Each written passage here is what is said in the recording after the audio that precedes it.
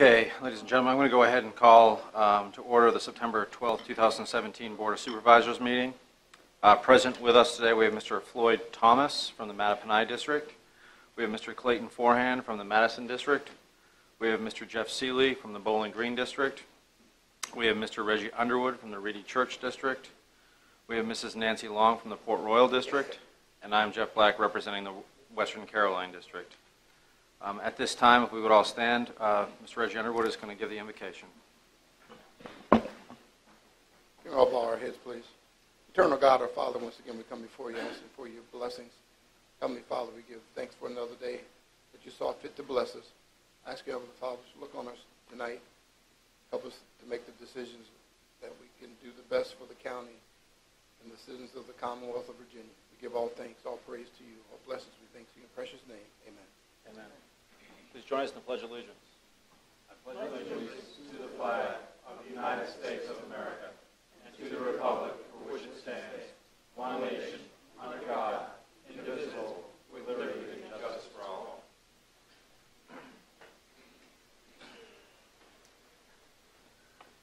This time we'll take opening board comments. Mr. Thomas. Thank you, Mr. Chairman. That's not me, is it? No, it's... Oh, okay. Well, thank you, Mr. Chairman. A lot has happened since our last board meeting, things that grab our attention, such as North Korea, Charlottesville, the 16th anniversary of 9/11, and of course the disasters in Texas and Florida now. So we send our prayers out to those in Texas and Florida. The one, I guess, the bright spot of such a dark moment is to see all the people helping each other. I didn't see black people helping white people, Democrats helping Republicans. I saw Americans helping Americans, and that's the true spirit of this country, and that's what we need to keep doing.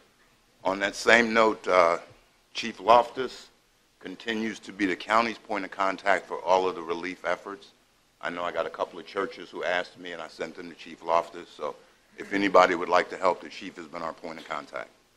On some other local things, I need to thank Mrs. Hall and Mr. Parton for getting out a resolution in record time from the Board of Supervisors. Mrs. Hall did all the research. Mr. Parton put it together. And it was a resolution in appreciation of Mr. Reginald Beverly, who had just passed a few weeks ago at 102 years old. Mr. Beverly served the county for 22 years on the Planning Commission.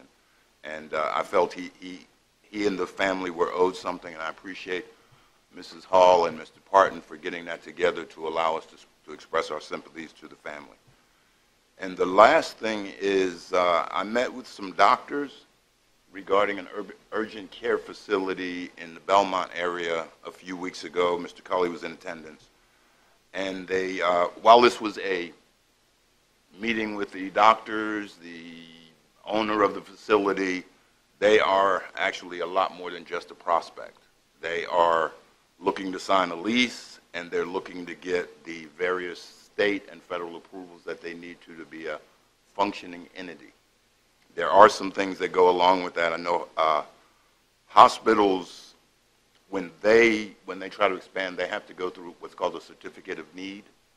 And I thought maybe the board would help not only this prospect, but any other prospects. I know, Mr. Black, you've been trying to get prospects for urgent care, and we haven't been successful, but we should put together a resolution of need from the county saying we need some sort of urgent care facility in the county. Although that won't carry much official weight, it would help this prospect and whoever else comes. So I'm looking forward to hearing from this prospect. I told him or them that I would make an announcement at the board meeting, and they said it was okay. I know Mr. Wilson always frowns on that, but they said it was okay, and they intend to be more than just a prospect, as I said, and I'm wishing them the best of luck because we need it. And that's it. Thank you. Thank you, Mr. Thomas. Mr. Forehand.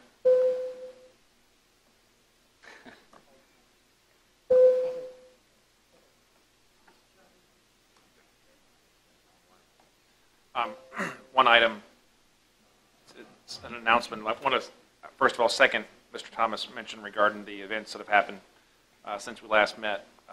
Couldn't agree more with those comments.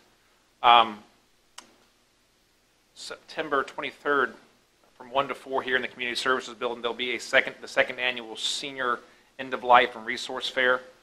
It's being put on by our Triad office. There will be a variety of senior service activities, providers, end-of-life care, advocates, attorneys. The shredder truck will be in attendance as well. Last year it was very well attended and provided a lot of good information for seniors in our community on just various things that seniors' decision they have to make towards their later years.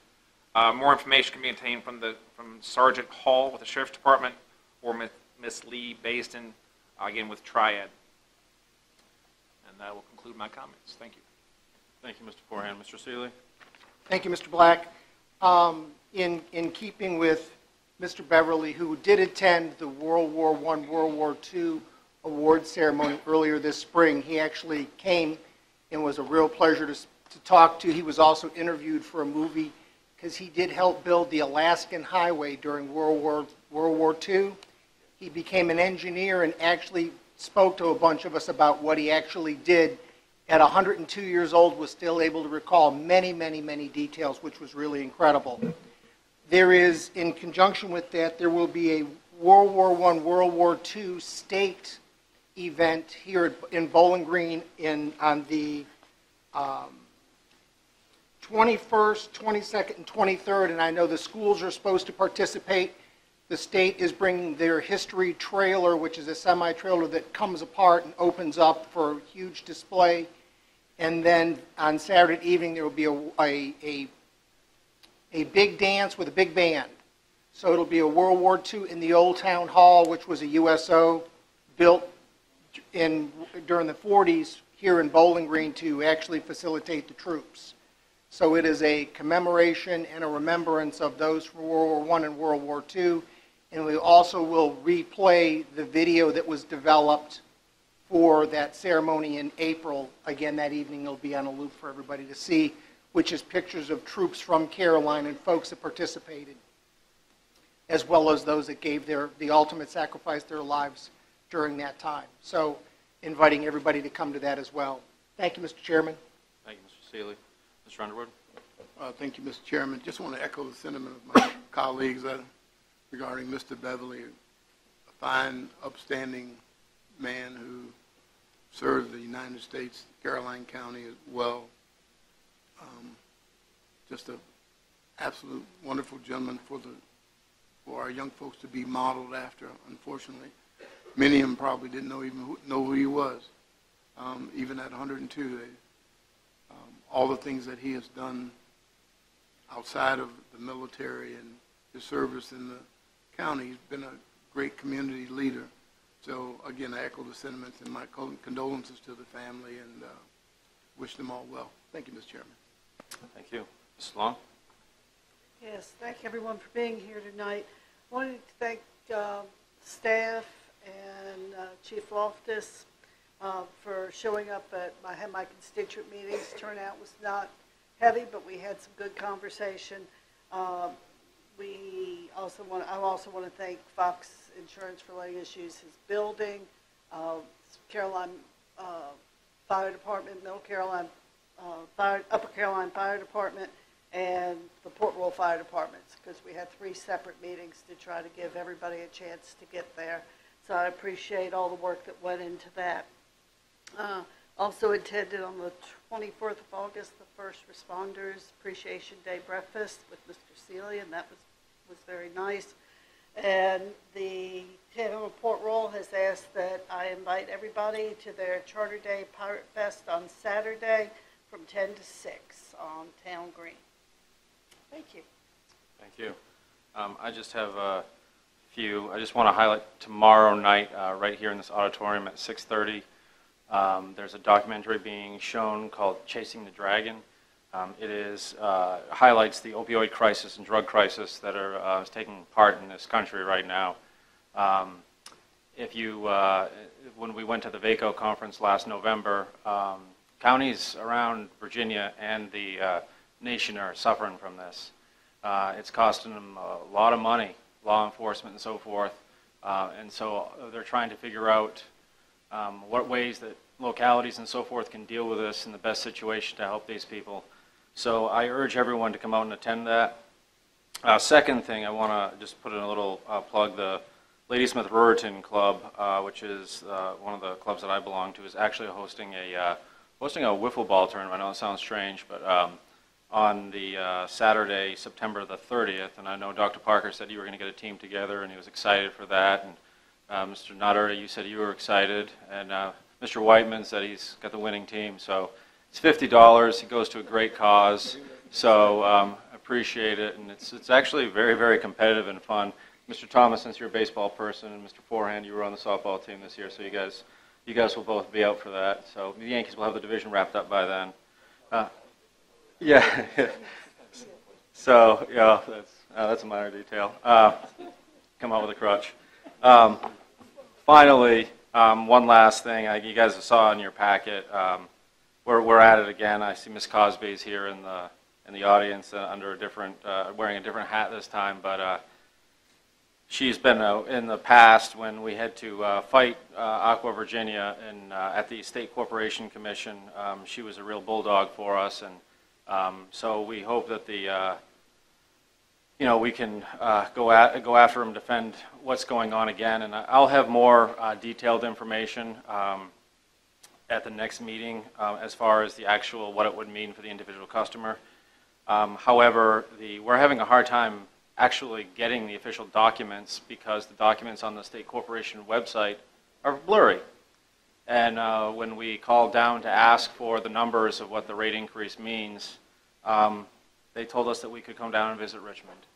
So that's a little frustrating because people who are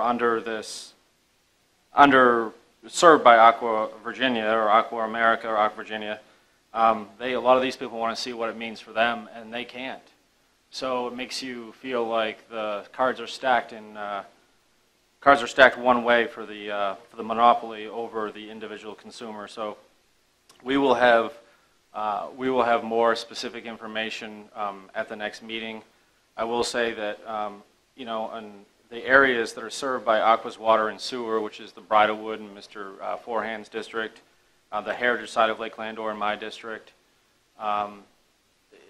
Most people are paying anywhere between $125 to $200 a month for water and sewer. That's a month, not quarterly, monthly. So it's more than your electric bill. And when you see rates going up 7 and 10%, we sit up here and we argue about a tax rate, that would affect someone for maybe $20, $40 a year, and these fees for these people are going up significantly per month, so it puts it in perspective. So anyway, those are my comments. I'll have more information at the next meeting. So at this time, we'll go to presentations and reports. I'm sorry, amendments to the agenda. Yes. Would you consider an amendment to have staff develop a resolution of need for an urgent care or medical facility in the county? Sure, absolutely. Yes. And it could pretty much be consent if the staff feels they can do it. That's no problem. Yes, we can do that. Thank you. Are there any?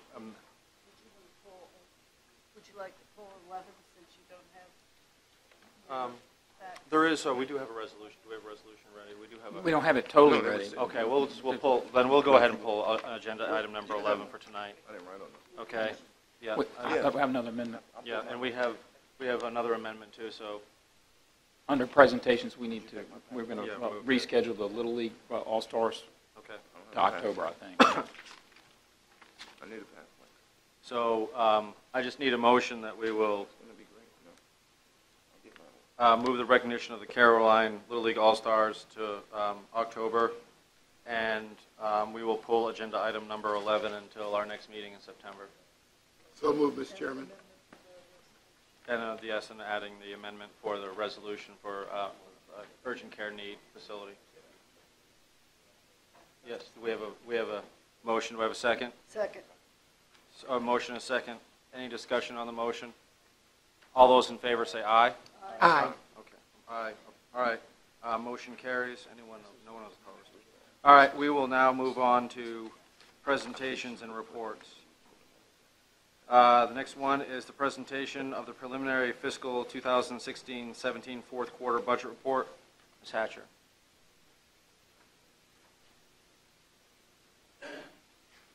Good evening, Chairman Blank, members of the board, county staff. Be one of my last reports I give to you all for this. Are you sure? Very.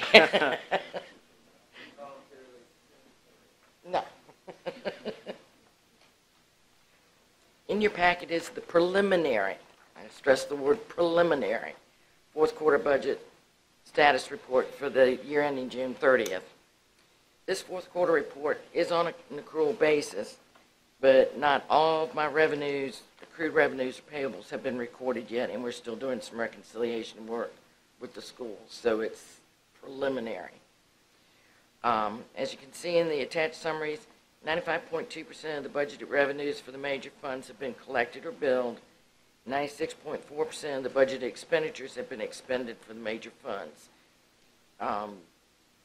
The likelihood of too many more payables coming in is very low, but I do have quite a bit of receivables yet, so those numbers will reverse some. Your general fund revenues are approximately $48,256,148, or 98.3% of budget estimates. On a cash basis, your property tax collections are slightly higher than fiscal year 2016.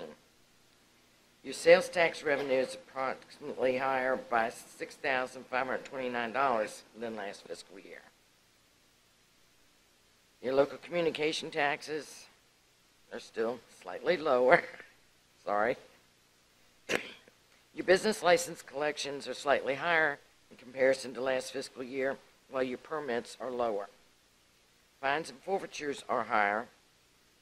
Your overall expenditures in the general fund are approximately 94.1% of budget, and most departments are below budget. Your school revenues are below budget, but none of the receivables have been recorded as yet, and your expenditures are over budget, but the amendment for the reversion insurance funds have not been made, and they'll be made at the next board meeting. Social service revenues are approximately 95.6% of the budget, and the expenditures are also about 95.6%. CSA revenues and expenditures are well below the budget, but not all receivables and payables have been recorded, but I don't think they're going to be significantly higher. Debt retirement reflects revenues of approximately 99.8% of budget, and your meals tax revenues are running higher than they did last year. Expenditures are 99.8% of budget. The operating revenues for the utility fund are 98.9% of budget, representing 12 months of billings. Your operating expenses for the utility fund are 91.7% of budget, and your debt service for the utility fund is 93.5% of budget. It should be noted that actual operating revenues continue to be greater than actual operating expenses. For the year, operating revenues were approximately $275,232 higher than operating expenses. Availability fees were 88.5% of budget, with 47 water and 43 sewer fees paid during the year. And if you remember, that is no longer on accrual basis. That's strictly cash basis. So. Your Dawn Wastewater Fund billed operating revenues are 96.7% of the budget. The operating expenses are 99.7% of budget. Debt service is 100. Tourism reflects approximately 95% of revenue collected and 81.6% of expenditures. Your transient occupancy taxes are approximately $21,315 more than last year, which is a good sign. As I said earlier, these are not final numbers, as not all revenues and expenditures have been recorded, and the final audit has not been completed. It is estimated, and I'll stress the word estimated, that we will add a little over $2 million to the general fund balance for the year. Any questions? I have a question, because I didn't hear that last part. Would you say that again? It is estimated that we will add, Approximately a little over $2 million to the fund balance. okay, estimated we add, I need to say that a couple of times, because that means we have extra, there's no such thing as extra, but we have additional funds in our budget now that we had no idea were going to be there this time last year. The fund balance doesn't pay any attention to the budget. Right. It's strictly revenues over expenditures. Exactly. And right now, well, you said a couple of things. Revenue versus expenditures were $275,000 over. That's for the utility fund. That was The operating quarter? revenues, Was that for the quarter or that's for for the the year? entire year. This the is entire for the year. entire year. Okay, okay. And right now, in this report, our revenues were our expenditures were 98.4. And our revenue, our expenditures were 99.5, according to this. Are we in the general fund, utility fund? This says total all funds excluding transfers, 99.5, page 4. That's probably correct. Computer page 4. The computer page 4, I think, is formatted the same as yours. Because computer page 3. Right, operating, that's for all the major funds. For all- That's the all of school it. fund. And that includes everything. That's the school fund. Page 4 is the school fund. Yeah, that's why I said computer page 4. And now I don't have a... Okay, computer page Computer 4. page 4 is Page 2? your page 2. Yes.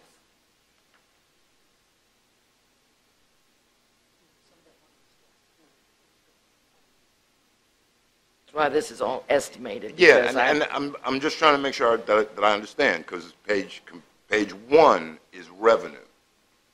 And page 1, total revenue, everything is 98.4 million.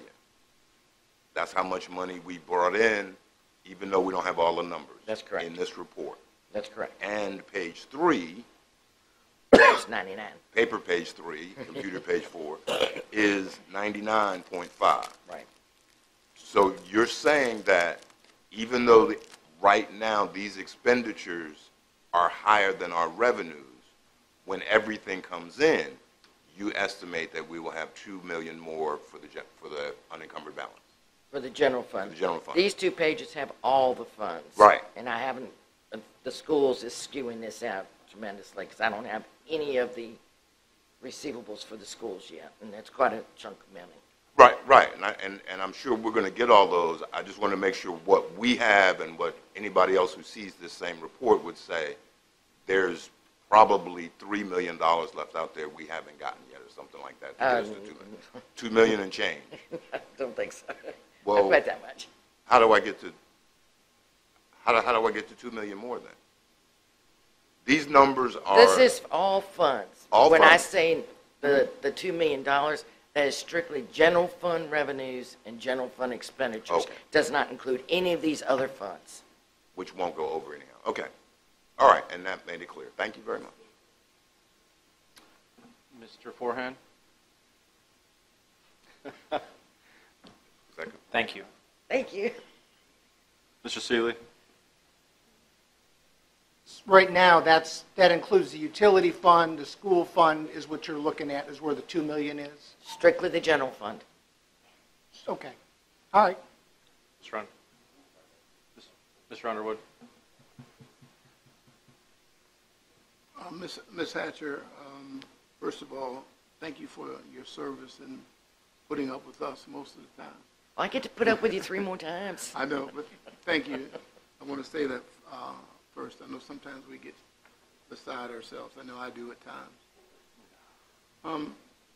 I looked at the fourth quarter projections. And you indicated that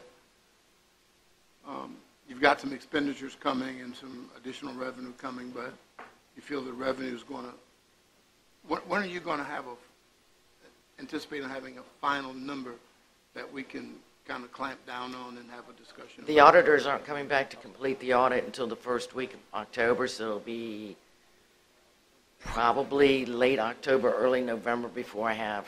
So this is your final report regarding this until the auditors come back, is what you're saying? That's correct. Well, then I'll dig in a little deeper. I was concerned when we did the tax increase. I was concerned that we had money for Ladysmith Road and that we were not using, and we said that we felt we would be in a bad position. So you're saying that we're in a fairly good position at this point, looking to be somewhere around $2 million to the general fund better than we were last year. Is that correct? That's correct. Well, thank you. Ms. Long? I'm happy, thank you, Fran. Yeah, that's actually very, very good news. I mean, that's obviously would much rather be in the, in the black than, it's surplus than in the red. So, and that's excellent news. So, keep up the good work and thank you. Thank you. All right, next up, we have the 5-year strategic plan.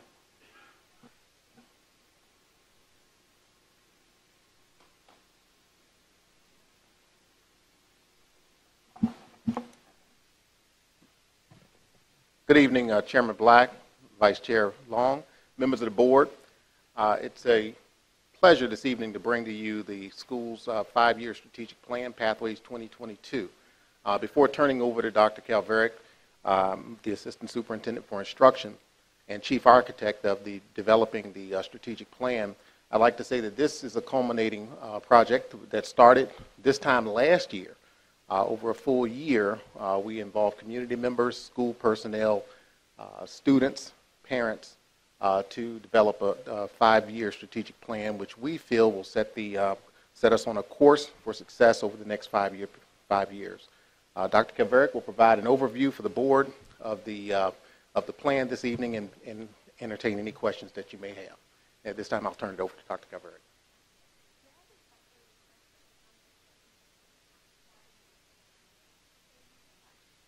You are important, but we just want to, I think, a little one short. I also would like to activate the projector, if that's possible.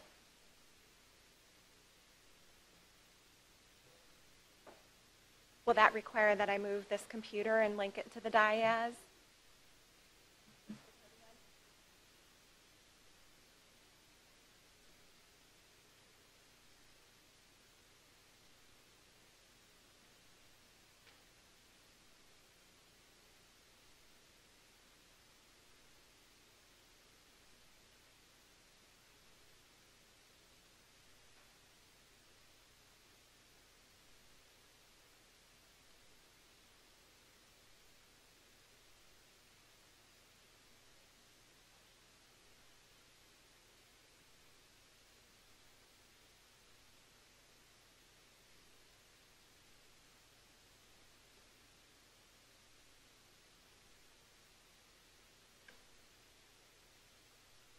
I am prepared to go without technology if necessary.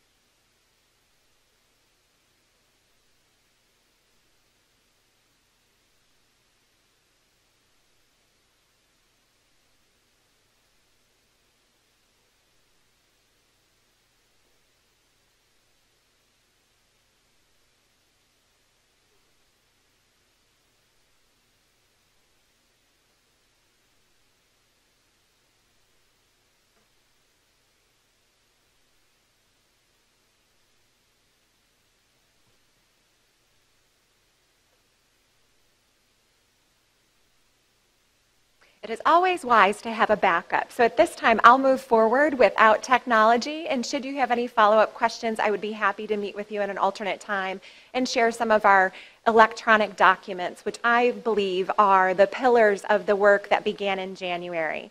I'm so pleased to be with you. I'm Sarah Calverick, the Assistant Superintendent of Caroline County Public Schools. And this evening, I am blessed to share with you Pathways 2022, a 5-year strategic plan which will carry us forward from 2017 to 2022.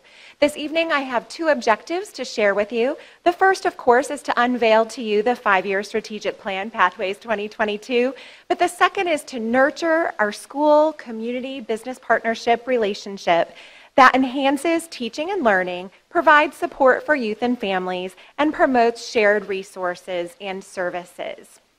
You each have a packet of documents placed in front of you, and I would invite you at this time to unclip that packet and focus first on the One Shared Vision brochure. I bring your attention to this item as this was a guiding document when our steering committee was forged in January of this past year.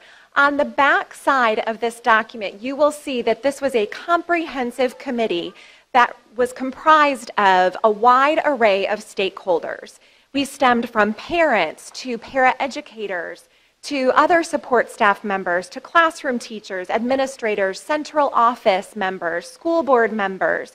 We also had business partnerships, including Grand Canyon University, participating in multi-meetings that ultimately resulted in what we believe is a guiding document that will help us maintain a laser-like focus on 4 primary goals that will be highlighted for you this evening. As you can see within the inside of this brochure, we started with 4 driving questions.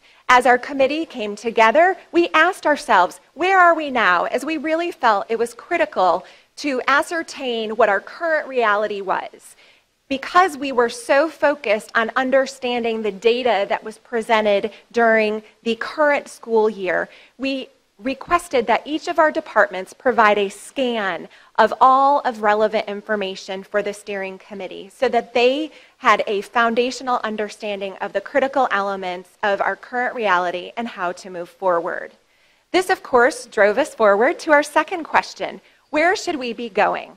It is important to know what path we need to forge. And in order to do this, it is important to reassess our vision, our mission, and our core values.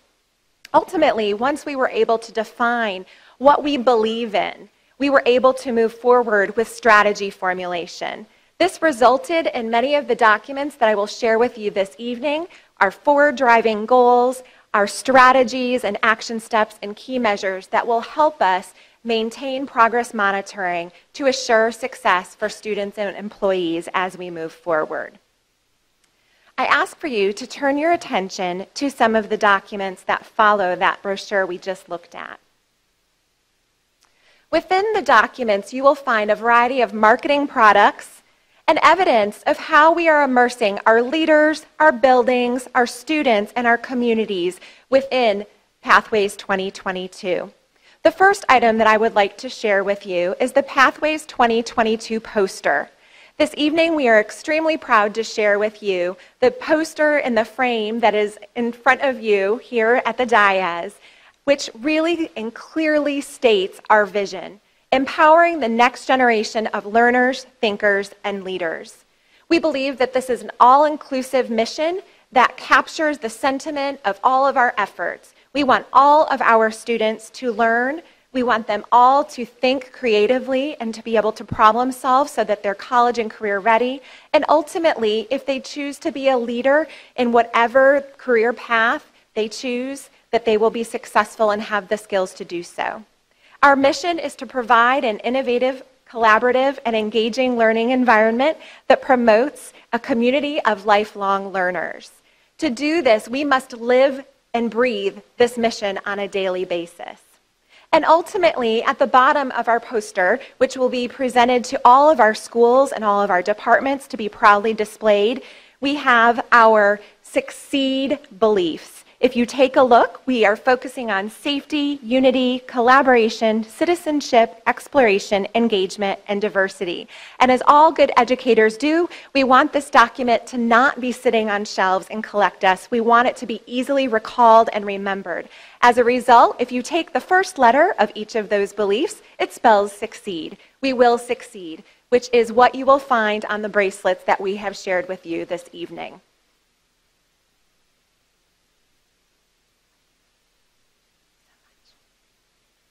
Additionally, you will find other marketing products that we will utilize for a variety of sources. We will use this for recruiting. We will use this when we are out in the community forging business partnerships, because it is a brief overview of our 5-year strategic plan. Additionally, we have, and one thing I realized with loading onto your computer is it does not have Adobe Flash Drive, but I do invite you to go to our website, as we have an interactive flip book that permits you to turn the pages and to really engage yourself and immerse yourself into Pathways 2022 as a community member. But for tonight, I invite you to please go to the hard copy that's stapled, and I'm going to take a moment to step away and pull that up.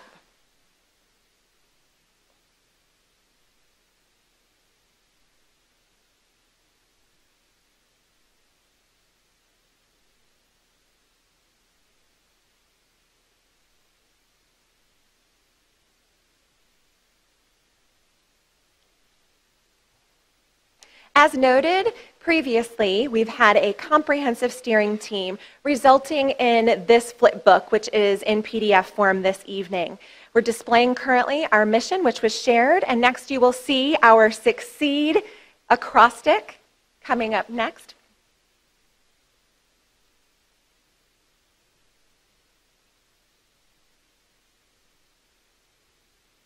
We have taken a moment to define what each of these words means to us in belief statements.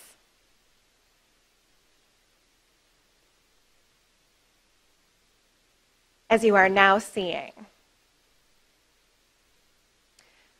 We are going to next move into really the nuts and bolts of the whole strategic plan, Pathways 2022, where we have 4 driving goals. And of course, I don't believe there would be any large surprises to see that goal 1 is teaching and learning. This is where we are committed to providing high-quality, rigorous learning opportunities that promote innovative and personalized pathways for college and career readiness. This goal focuses on 4 key areas over the next 5 years. Profile of a graduate, which is a requirement for the Virginia Department of Education to ensure college and career readiness for all of our students. The digital conversion, which we are excited to move forward with our digital pilot this year at the high school and the middle school with Digital Champions, and then our go live date next year for grades 6 through 12. Professional development for all employees, and of course, student achievement. Each of these items has key objectives underneath, which you'll have a moment here to see as we scroll down. Profile of a graduate is broken into 5 key areas. Digital conversion will focus on communication, instructional technology integration, digital literacy, and technology management. And you can see the 3 objectives for each of the remaining. In order to make sure that a strategic plan is successful, you must have key measures identified and have baseline data. And for teaching and learning, there is a large amount of available data. So it's critical that we are able to wade through the data points to determine which will be most critical to ensure that we are getting the results that we are hoping to achieve. In Goal 2, you are looking closely at school and community relationships. Within school and community relationships, we are looking to nurture community and school partnerships that enhance teaching and learning, provide support for youth and families, and promote shared resources and services. There are 3 key strategies in this area, focusing on family and community engagement, staff and student relationships, and community and business partnerships. The third that I mentioned, community and business partnerships, we are very excited to promote as we were able to recently hire a special projects coordinator who will focus a large portion of her efforts on community and business relations. Within each of these objectives, you will find strategies that will help us accomplish the key objectives. And of course, there are also key measures that will help us reach the goals of our community relationships. The third goal is health and safety. Health and safety promotes safe and respectful teaching, learning, and working environments supportive of physical and social emotional well-being. We thought it was critical to embed the social emotional component within the document because we all in the nation are facing mental health scenarios that impact student success, employee wellness. And so some of our endeavors over the next 5 years will focus on providing employee assistance programs and supports to our students and to our staff. Within health and safety, we are focusing on crisis prevention and preparedness, facility maintenance, and mental health and wellness. And again, each of these key objectives has strategies that will help us accomplish these goals, as well as key measures to ensure that we are monitoring our progress on an ongoing basis. Finally, our fourth key goal is organizational effectiveness. Within organizational effectiveness, we will be focusing on fiscal accountability, talent management, and strategic planning. Within fiscal accountability, we are looking at integrated technology, financial stewardship, employee benefits, and education and advocacy. Within talent management, we are looking at recruitment and retention, performance management, and recognition.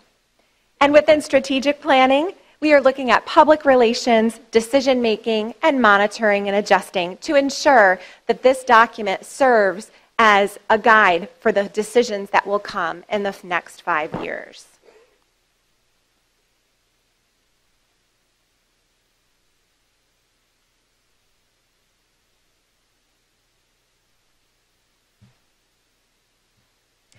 At this time, I would like to draw your attention to this fourth and final slide, or third and final slide, I should say.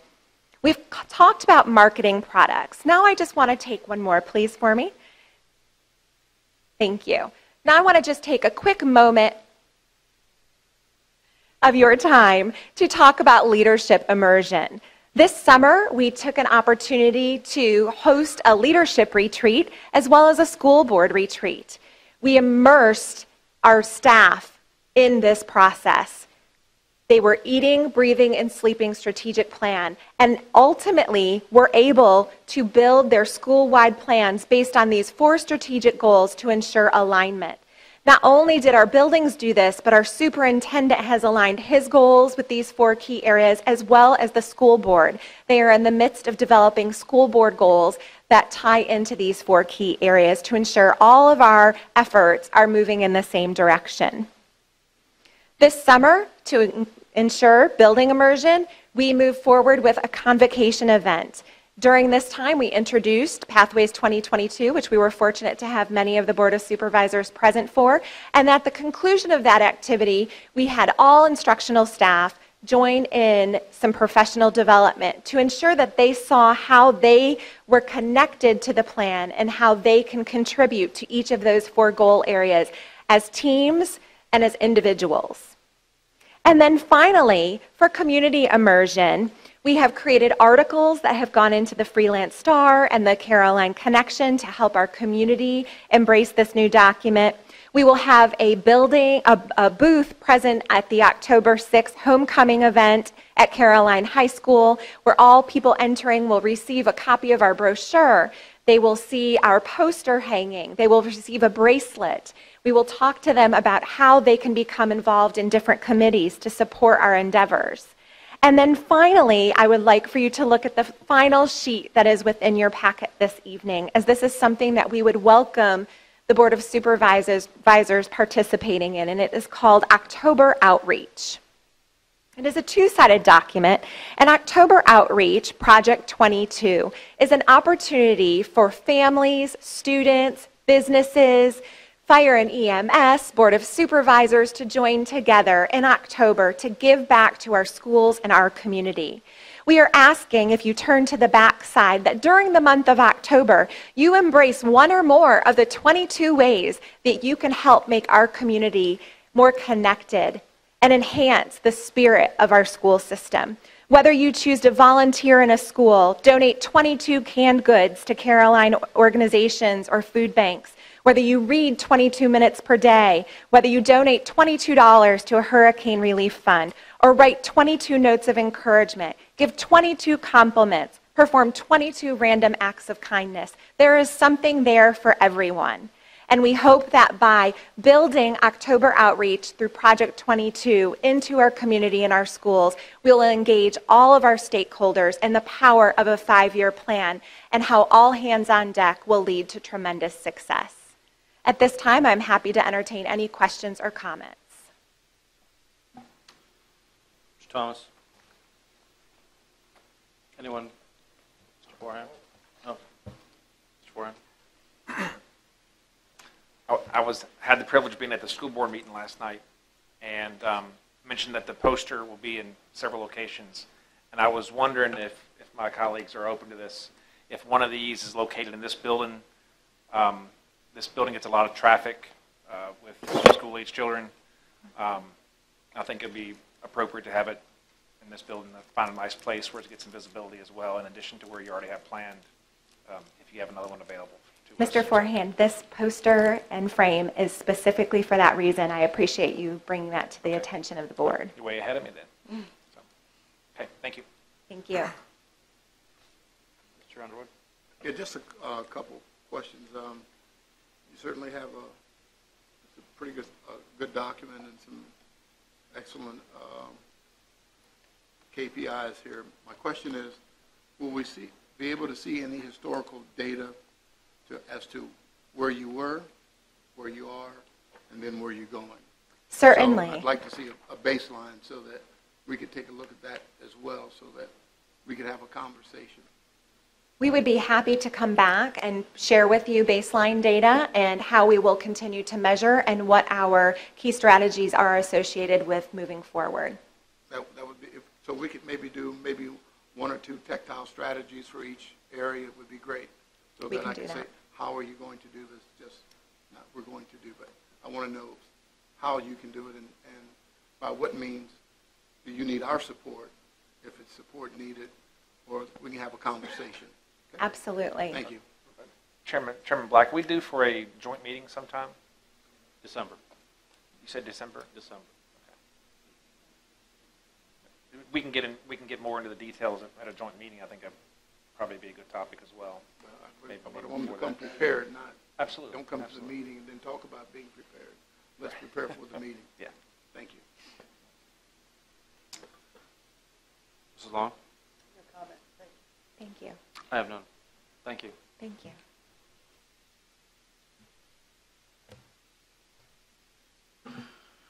Okay. Next up, we have, thank you, Dr. Parker, Dr. Calvera. Next up, we have the presentation of the compensation study. Springstead, Mr. Minor. Okay.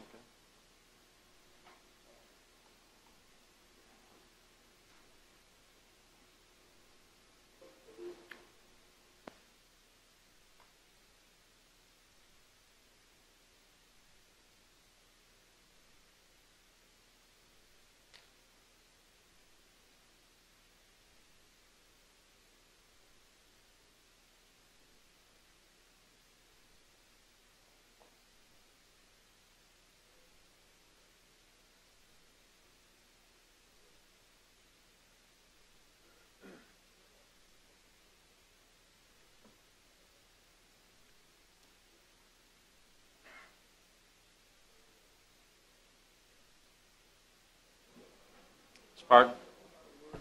Mr. Chairman, members of the board, as you're aware, county staff has been working with the consulting firm of Springstead to complete an an employee classification and compensation study. This is the first such study performed in 10 years and the first by a professional consultant in at least 26 years, maybe longer than that. Tonight's presentation represents the culmination of many months of work by administration and finance staff as we work through numerous drafts to get to a point of providing a working draft to the department heads and constitutional officers. We shared with them, allowed them an opportunity to react to it, recommend changes, and then developed additional drafts following that review process. So all of that was done in an effort to put the best possible product before you tonight. We have with us tonight Steve Miner of Springstead that has been working with us all along closely on the study, and he will present the results here in just a minute. One last point as a reminder, we have included $500,000 in the current fiscal year's budget to implement the results of the study. That won't quite get there, as you'll find out, but it is a good start. With that, I will turn it over to Mr. Miner to work through the presentation.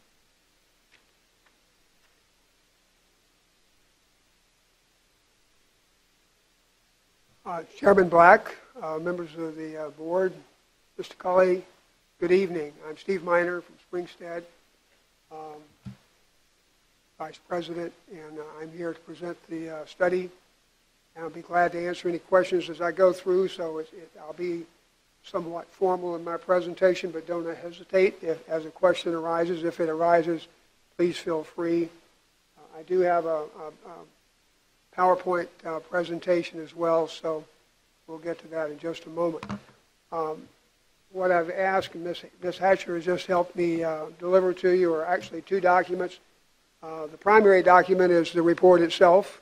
That's the larger of the two documents that you have in front of you this evening. The second is just a copy of the PowerPoint presentation. If you could just take a second, and I'll turn to the study table of contents, just to sort of orient you as to what you will have in front of you as you look at that later. It's certainly not something you can possibly digest this evening during the presentation, but something later which I'm sure you're going to want to take and read more closely as you have the opportunity to do so. But you can see under the table of contents, basically this contains an executive summary, introduction, methodology, findings and recommendations, and finally our recommendations on implementation. Importantly also, it has 5 appendices, appendixes A through E. Those are really quite important and really contain a lot of the raw data that we got back. Starts with a glossary.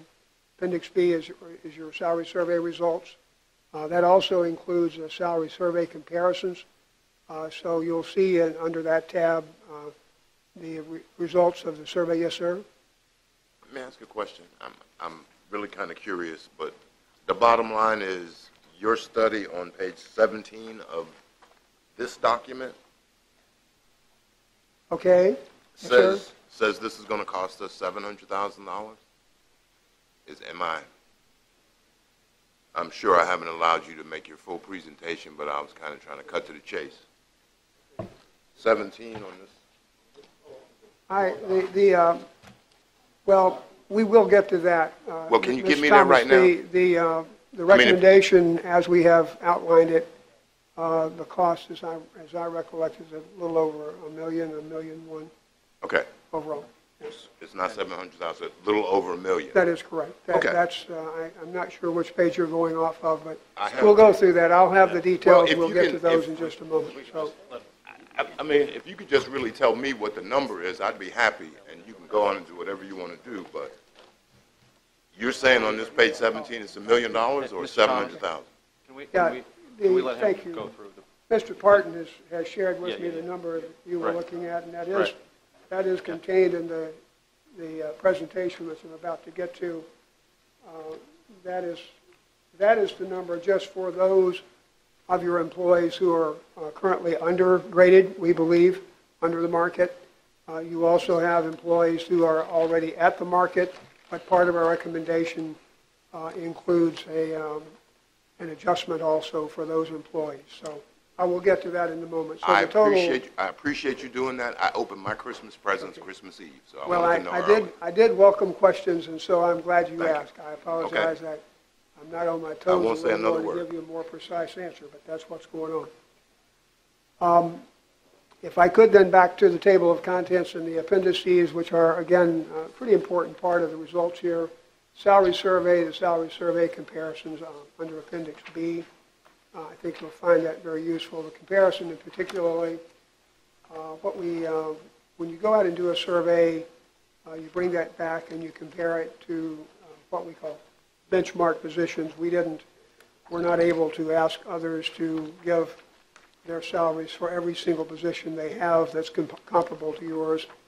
Frankly, we probably wouldn't get very good results if we did that. So we use what we call benchmark positions inside your organization, which represents a range of positions. And so what you're actually seeing on your salary survey are the results for those benchmark positions. Those surveys were distributed to benchmark localities, or localities that were determined to be your competitors, as it were, or those with whom you very often compete for talent. Either you lose talent to them, or when you're hiring new folks, they're within your market range. So at any rate, we'll get into more detail in just a moment. But that's essentially the appendices are very critical.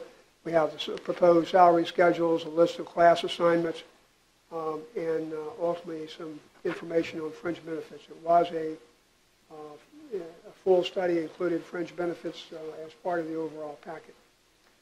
So you can just, if you wish, lay that to one side for a moment before we get into the presentation. But before I begin, I would like to formally thank Mr. Culley, Mr. Parton, particularly Mr. Parton, who headed the project internally, but very much in particular Ms. Hatcher, with who I was really rather impressed that she was able to give you such a detailed financial report, because I know I have monopolized a lot of her time in recent weeks. And so I just want to say thanks to her for all the assistance, as well as others.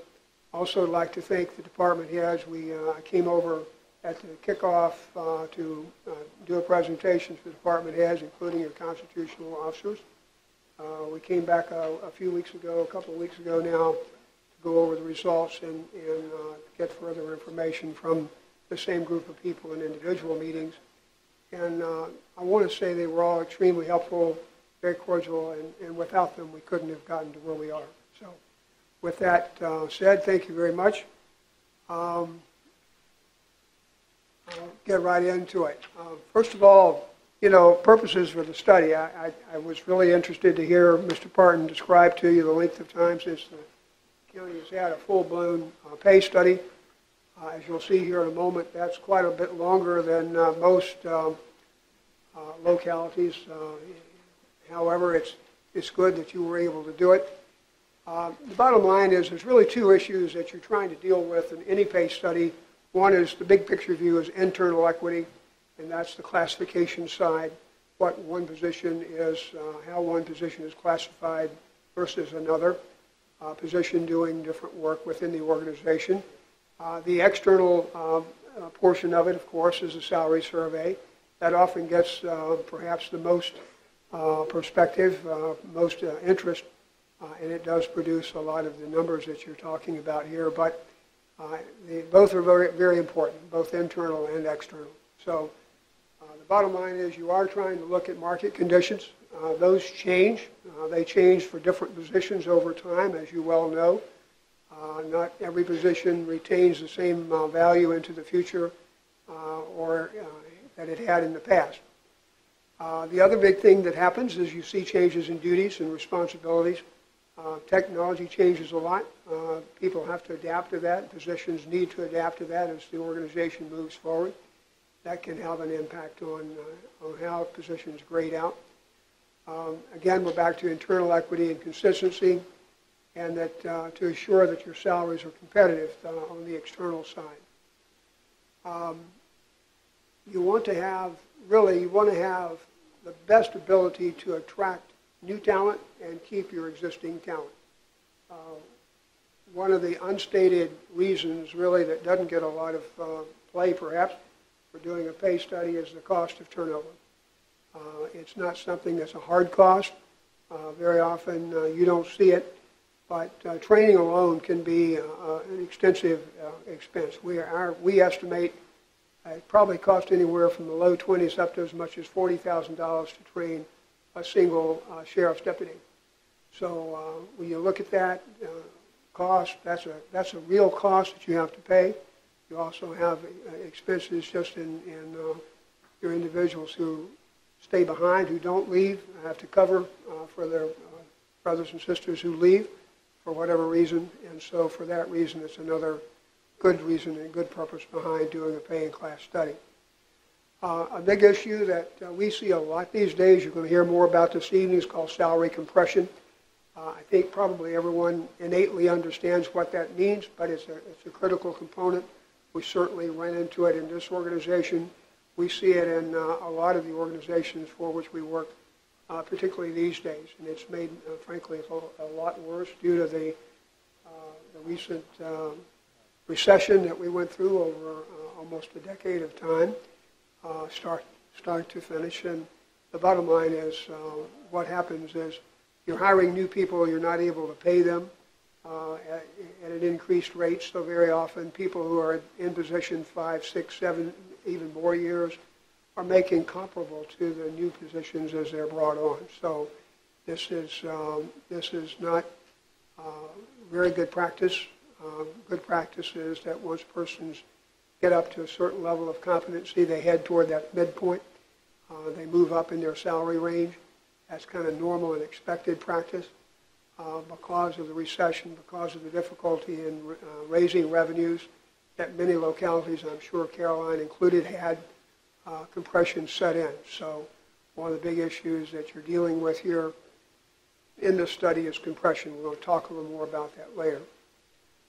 Finally, other purposes for doing it is reduce turnover and to make sure that your jobs are just simply treated in a fair manner and rankings are paid based on a rational system. We have what we call the SAFE system. It's, we use for many, many years. We've been doing this about 30 years. We've done hundreds and hundreds of these studies.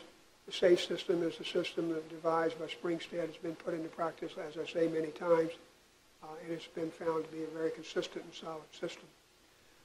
Okay, as I mentioned earlier, in the optimal sense, you'll do a study every 5 to 7 years. Obviously, what we've just gone through, as I note here in this slide, hasn't been optimal or normal, we pray. The last recession really took its toll, but the bottom line is, in order to stay current, you really have to try to get this, do these with some frequency. Increasingly, we see a lot of localities. There's many others out there, and I must tell you, at this point, doing this very same thing, there's a lot of studies, even in this region. A lot of your sister localities are doing studies as well. We're doing them all across the nation at the moment. Philosophy, again, I think it's been pretty much covered, but, it's very important. You're running a pay system for everyone. You want it to be fair and equitable. You want to be competitive. That works for you in a changing labor market. You want to be, it needs to take into consideration fiscal resources. You're not unlimited funding, obviously. So you have to be fiscally prudent, fiscally responsible, as well as ensuring that employee compensation reflects the current conditions. So the last item that really is important in pay philosophy, we'll talk a little more about this later in the conversation, is your administration of pay policies and procedures. It's something that's, again, it's somewhat difficult to do, particularly as in the times that we've been going through. But it's also very important that you maintain an eye on your current policies, and as best you can, you're consistent in how those are administered. The study methodology and steps is here before you now. Essentially, as I said earlier, we came over and explained the process to the leadership team, talked about the SAFE system, explained how it works. We'll get into the details of that in a moment. The SAFE system uses 9 different compensable factors to look at every job. So that's how you're comparing apples to oranges in this particular instance. We did interviews with everyone from the county administrator, department heads, to talk about issues that they had within their departments, or concerns or problem areas, or if there were any situations where they felt that individuals were not properly graded. We collected data, of course. We got the internal data, and a lot of that came through Fran and as well as Mr. Parton. Evaluated positions using the SAFE system, gave them actual results as a result of that, which are demonstrable.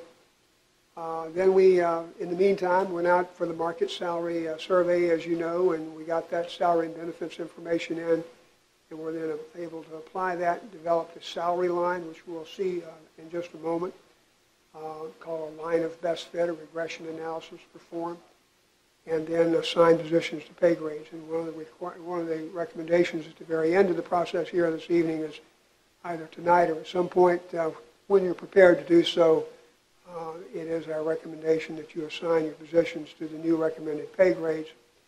And finally, we've developed, and working closely with your administration and staff, a recommended implementation approach. I'll be going over those in more details.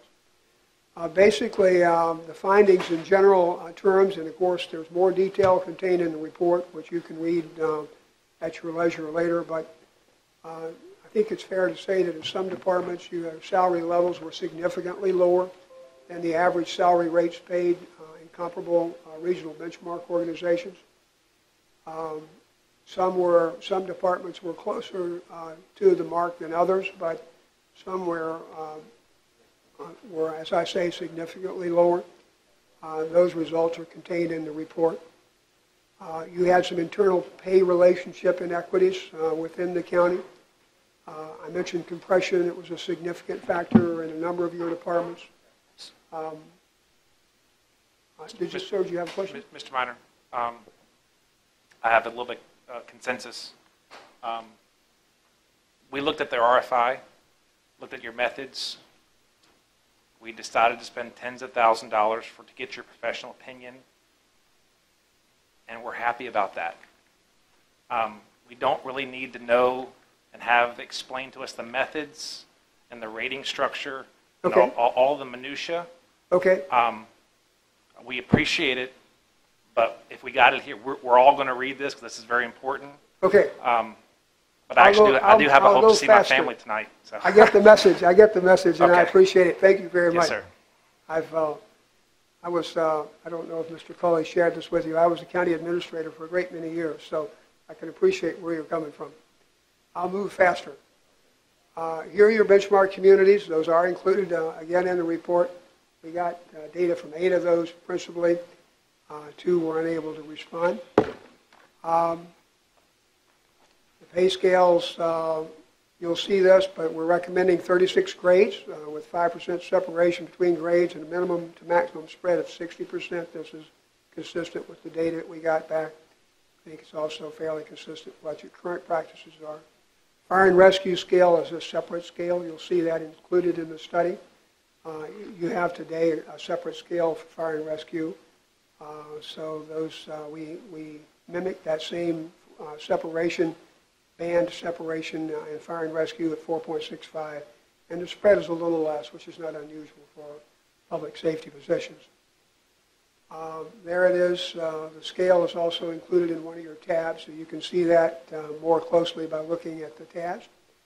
The job evaluation, I mentioned the SAFE system. These are the 9 areas that were analyzed for each position. That is the compensable factors. I mentioned those earlier. That's the 9 factors contained in the SAFE system. Here you might want to take a moment to look at this. It is included in your packet. That is the salary curve, the regression analysis that I mentioned earlier. Each one of those red dots represents one of the benchmark positions as it is recommended at the salary level that it's recommended. So that's called a line of best fit. Your coefficient of determination, or R-squared number, is up in the upper right-hand side. It's hard to read that, certainly impossible for the audience. You certainly want to be greater than 90%. 95 is even better. We're at 98.37 based on the recommendations in front of you. So that's a pretty good fit. I think that represents to me that we have a pretty good result. Now, let's moving into implementation, where the rubber meets the road. Really, there's one recommendation, but it has different components, and I just want to take a second to recommend or talk to you about each component. The first of those components is you had about 69% of your staff are displayed below the market rate. Their grade is below the market rate today. So those 69%, bringing them up, that's let's get everybody at least to the right grade. 31% obviously are in grade. The next part of this is to talk about how you're going to deal with the compression issue. That's a big problem. Working with your staff, we determined that the appropriate method to do that would be to add years of service adjustment. We recommend this routinely to our clients, and it is definitely the best way we think to do it and still be fiscally prudent. Using time and department in this case as a benchmark for service length. And it also, one of the benefits of adding this is that 100% of employees were impacted, so regardless of whether you're currently below grade or at grade, using this methodology and using this recommendation, everyone is positively affected by the results because it includes adjustments to the minimum in each case. We factored that at 5%, 5.5%, 0.5% per year of service in the department. So if someone's here 20 years, that's 10%, 5, 2.5 obviously. And again, this is your best approach, we believe, to addressing a compression issue with which you are faced. The final step in the process that we refer to them, I like to think of these as rules to be added on, is the progression to the midpoint for 15-year veterans. And I particularly like this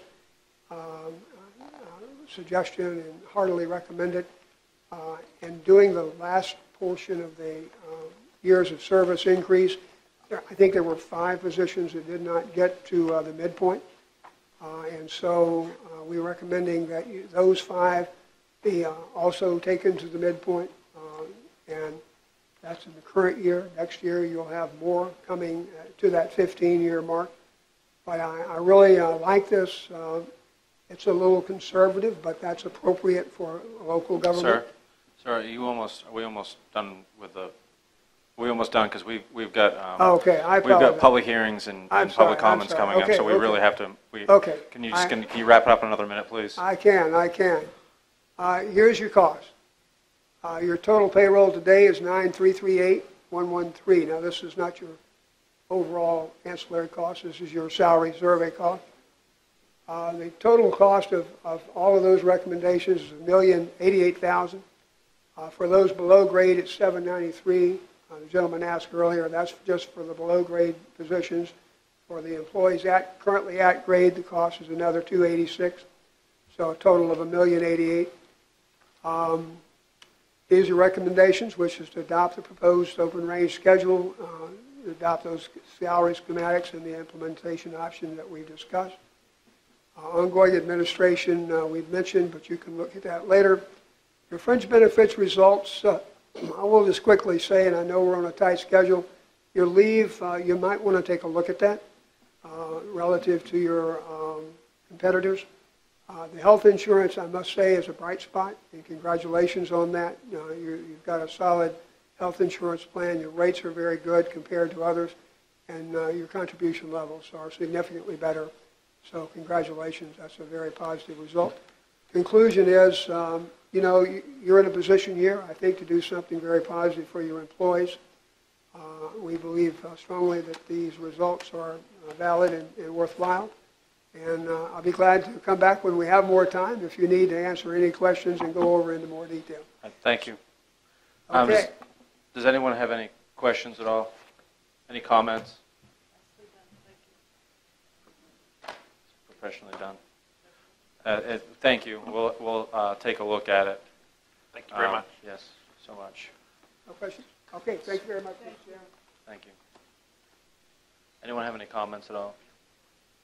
So, It's just a lot to process. That's all. yeah, it's a lot to process, but Mr. Cully, so just to go over this, he said about $1.1 million is the total cost, but we have $500,000 already in our budget, correct? That is correct. So this would, the total cost, we've already covered $500,000 of it in the budget right now. So if it's 1.1, it would cost us $600,000 going forward for the budget. So whatever the total recommended is, we've already got $500,000 in for this that was put into the budget currently. Well, does the county administrator propose that this plan would be implemented retroactively or at a given point? Because if it's we're already a quarter into the new year, so what are you saying? We had originally informed the employees when we thought this was going to be finished in August that we thought it would be retroactive to July 1. I think the number, Fran, correct me, I don't have it in front of me, 700 and some thousand to implement October 1.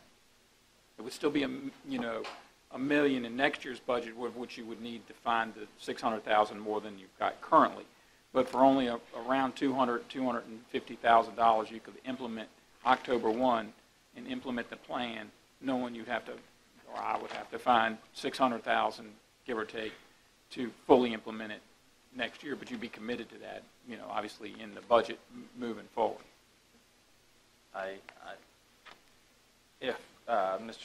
Just my opinion, and you guys can chime in, I think Mr. Cully said it was retroactive to July 1 that we have to stick to that. My personal opinion on this is we go ahead and, I don't know if you want to do it tonight or we can give time to digest it, but we have to, I mean, we can look at it, it's fine, but I think it's a professional organization. This has never been done in Caroline County in 26 years. So when we talk about the schools, a lot of times will come to us and say, teacher step increases, and I get it. I mean, I agree with the teachers didn't get a step increase last year.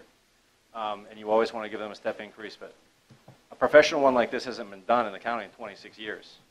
And these are the people that work for us. And I think that we owe them what this salary or what this study suggests. So that's where I stand on it. So how do we want to move forward?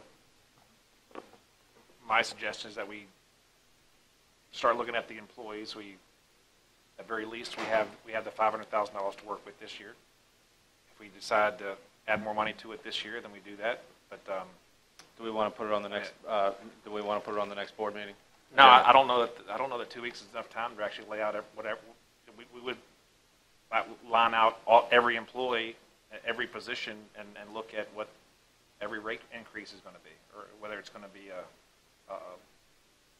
what that percentage is going to be. I don't think it's that difficult, but I don't follow your question there.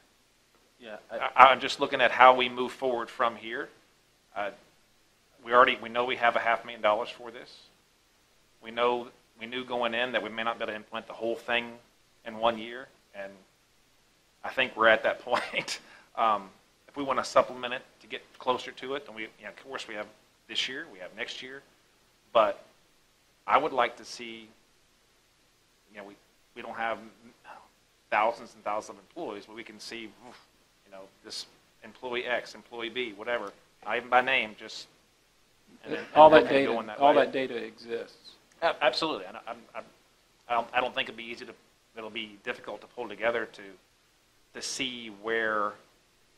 Again, we don't even know, at least right now, what departments are at grade, which ones are going to be priorities versus others, and that's what I would like to see.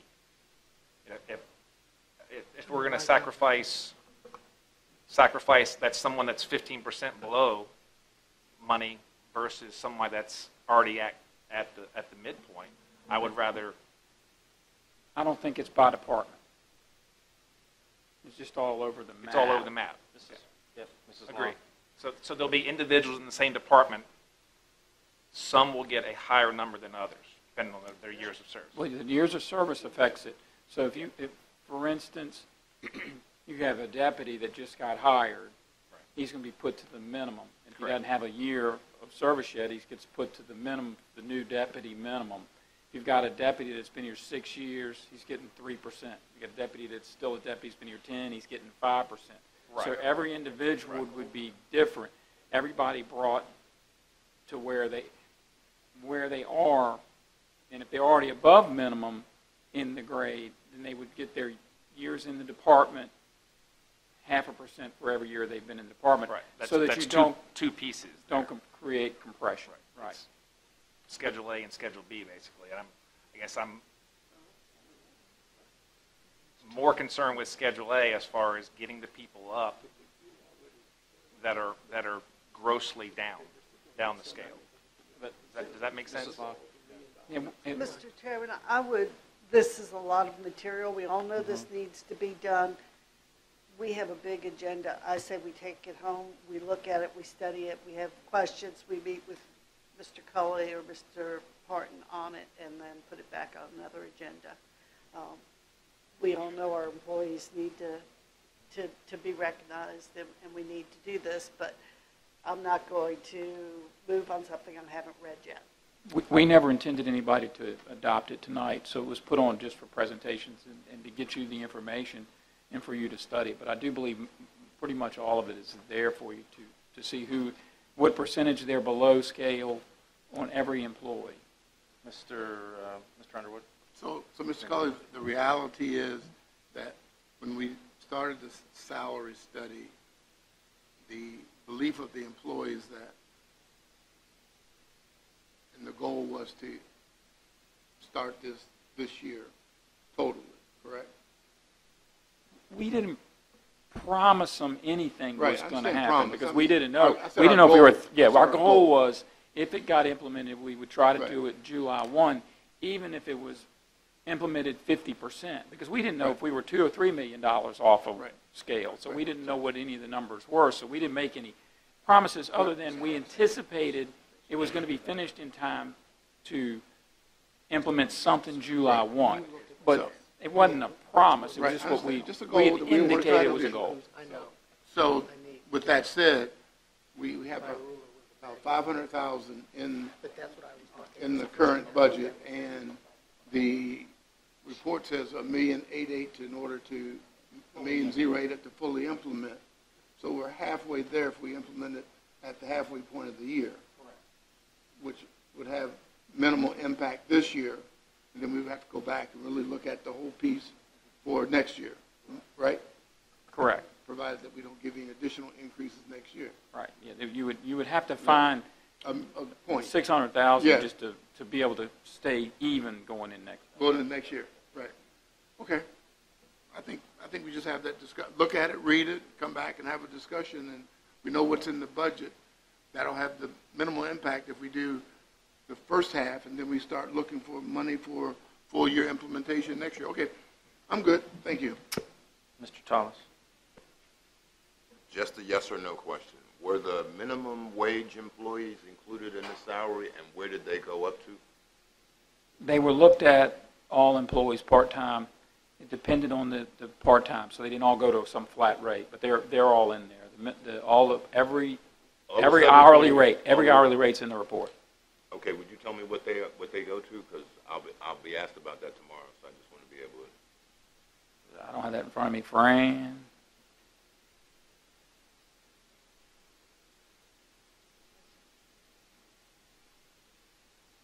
I believe the lowest hourly rate that's proposed is $10.01. $10 1 cent. and 1 cent. Okay, thank you. Is there, I don't want anyone to leave the room with the impression that I'm not supportive of this. I'm just reluctant to make any decision now or without all the data right in front of me. So is this, would we be okay to put this on the agenda for the 26th? Would that give you time to look at it, the 2 weeks? Yeah.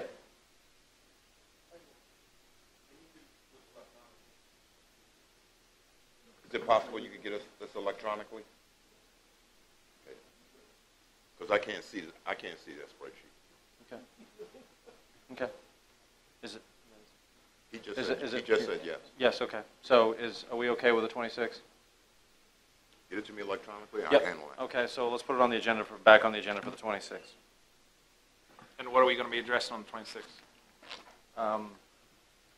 I would imagine on the 26th, if we have any concerns, look it over. If you have any concerns with it, I mean, I would imagine with a professional company, that's why we picked them and we paid $30,000 or $40,000 for them to look at all this stuff. I would imagine if we have any questions, that we come back with those, and then we decide on what we're going to do to implement it as far as what we're going to put in the budget. So I think that would be our discussion on the 26th. Okay? So, all right. Moving along to the consent agenda. Does anyone have anything that they would like to pull from consent? Does anyone have anything that they would like to pull from consent? Move the adoption of the consent agenda, with the exception of.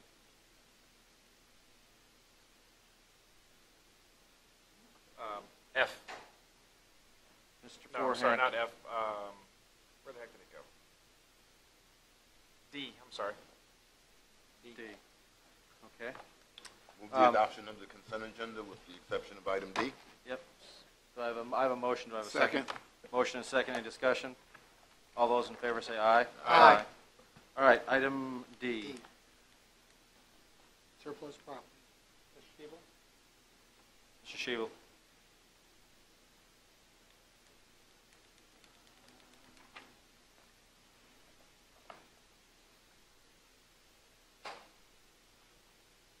Dual axle lowboy.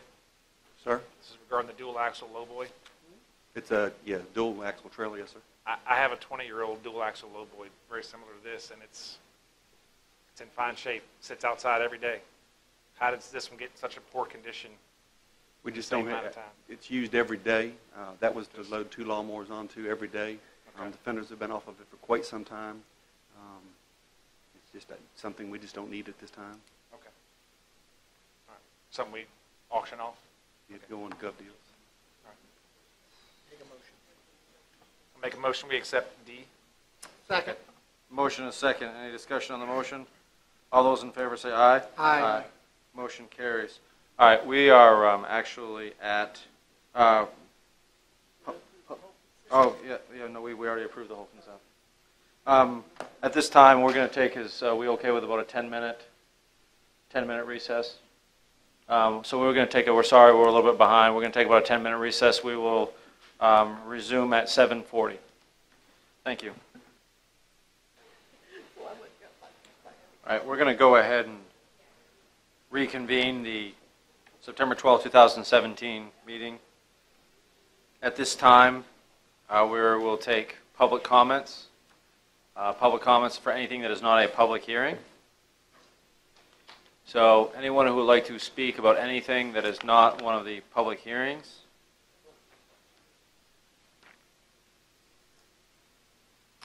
Is there anyone who would like to speak in regards to anything that is not a public hearing? If you're going to talk about the dental clinic, you need to come up now. They're on the agenda. But it's not a public hearing. We No, closed yeah. the public hearing. We didn't continue it. There was never a public hearing on that. I stand corrected. Good evening, Board. My name is Wallace Todd Beasley. I'm the Chief of Sparta Volunteer Fire Department. I'm here tonight because I got a personal invite from Supervisor Thomas. There's been some remarks that have upset Sparta, and we kind of want to clarify them tonight because whatever's happened in the past has been in the past, and we'd like for that to stay in the past. And it's not going to do any of us any good if we get in a shouting match or argue who said what. That's not what I'm here for tonight. I'm here tonight. We want you guys to look at us as we're giving the county a service. We're staffing the county. We're running county-wide. We're putting training time in. We're covering the station in less than adequate facilities. For instance, we'll have guys at the station and we'll have to go clear across the county to cover it. But we don't mind that. That's what we're here for. But what we are upset about is one particular comment that was made, and that just kind of trashes your whole department when you hear that, especially when it's in public comment. What happened in the past happened. That's not us today. We're very professional. I'm very proud of my guys. I'd go back for them for anything. Some of the other things that we did this weekend, just recently, we went Sunday, we did the 911 stair climb. We climbed 110 stairs. Everybody made it. And at the end, the firefighter that we were walking for, in memory of, we rang the bell and said their name. So we're just asking that the board would see us as a professional organization and that we can get past what has been said. That's all that I'm asking for tonight, because I'm not going to get in an argument who said what. I'm trying to be professional, and I thank you guys for your service too, but we have to work together. Thank you. Thank you. Is there anyone else? Is there anyone else who would like to speak regarding anything that is not a public hearing? Is there anyone else who would like to speak regarding anything that is not a public hearing? Mr. Chairman, could I just reiterate to the Sparta chief and all of those staff members here that I personally do thank you for your service, and I appreciate what you have done. As I discussed with you out there, my recollection of the events 10 years ago are my recollections of the events 10 years ago. And you have asked that those stay in the past. I don't have a problem with that. And we'll leave it at that. And we again thank you. I've supported you, and we had to do building renovations and things like that. And I'm the only board member here who's watched his house burn down. So I definitely appreciate what firefighters do. So thank you, and we'll leave it at that, and your new leadership, and we'll go from there. Thank you. Once again, last call. Anyone who would like to speak anything that's not a public hearing? With that in mind, I'll declare public comments closed. We will now turn to the public hearing, which is the proposed amendment to Chapter 108 of the Code of Caroline County, Vehicles and Traffic Golf Carts.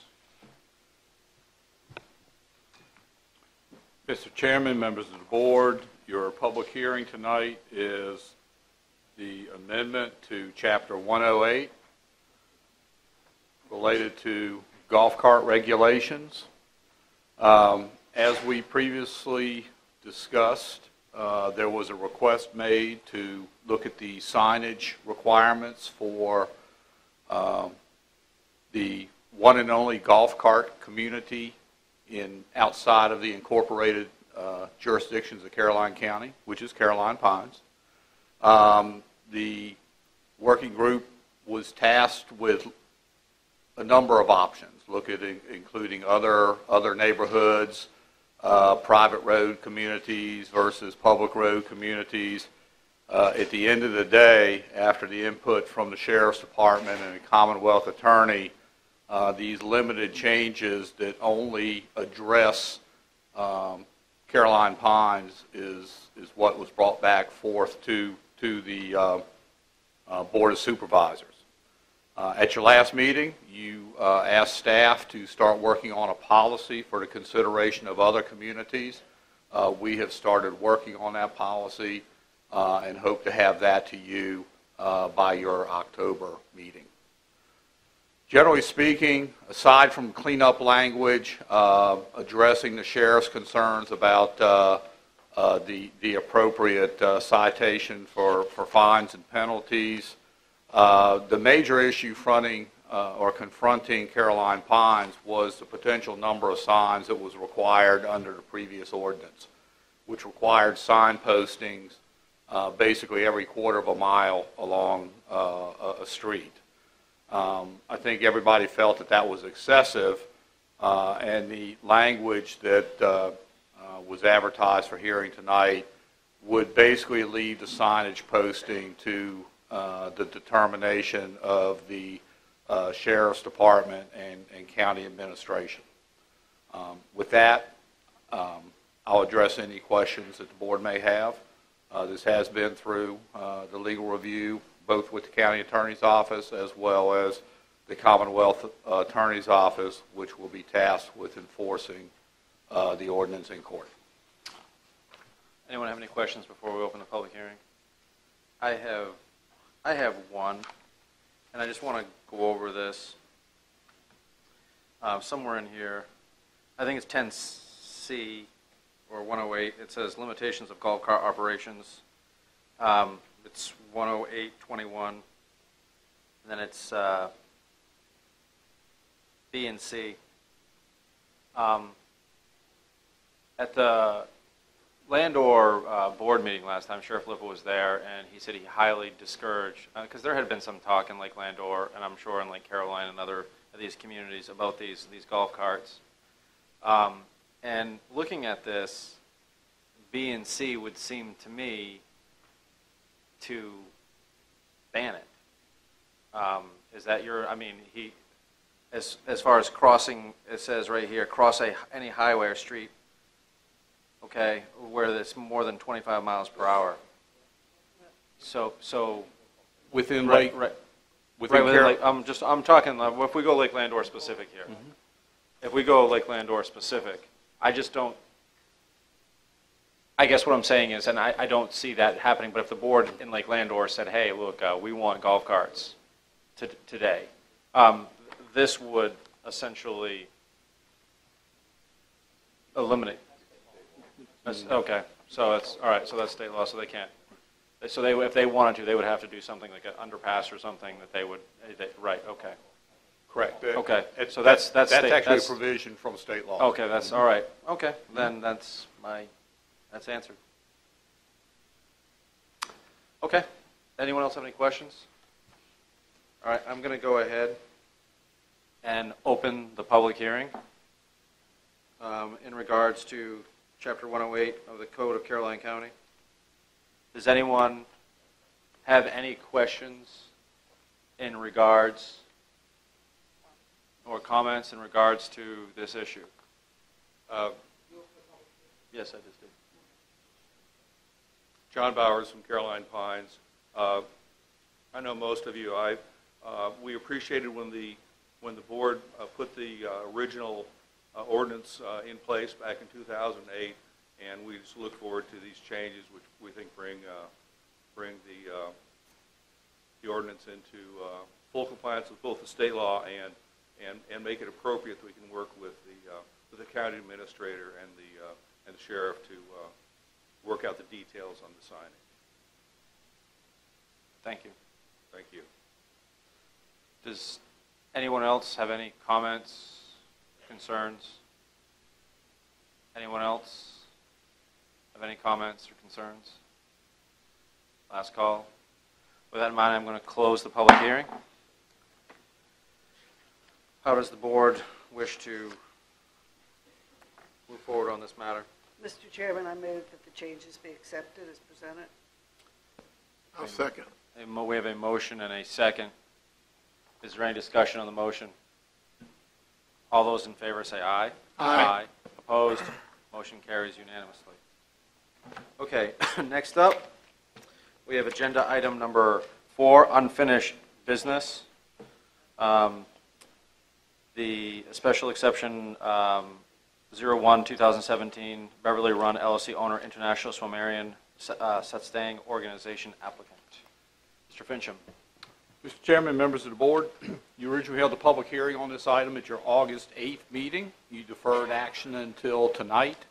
There was a request to hold an additional public information meeting at the site. Ms. Cosby, who is counsel for the applicant, I think is here to address that if you have any questions related to that. That meeting was held last week, and I understand that there were several attendees there. Talking to several board members, there were also some questions about the conditions in the ordinance or conditions in the draft recommendations, and there were a couple of modifications that were highlighted in your packets that identified the changes that staff had made in response to issues that had been raised. And with that, I'll answer any questions that the board may have. Have any questions in regards to this? questions? Mr. Fincham, where is the change in the condition of this? Number two, I think. Number two, Nancy. No.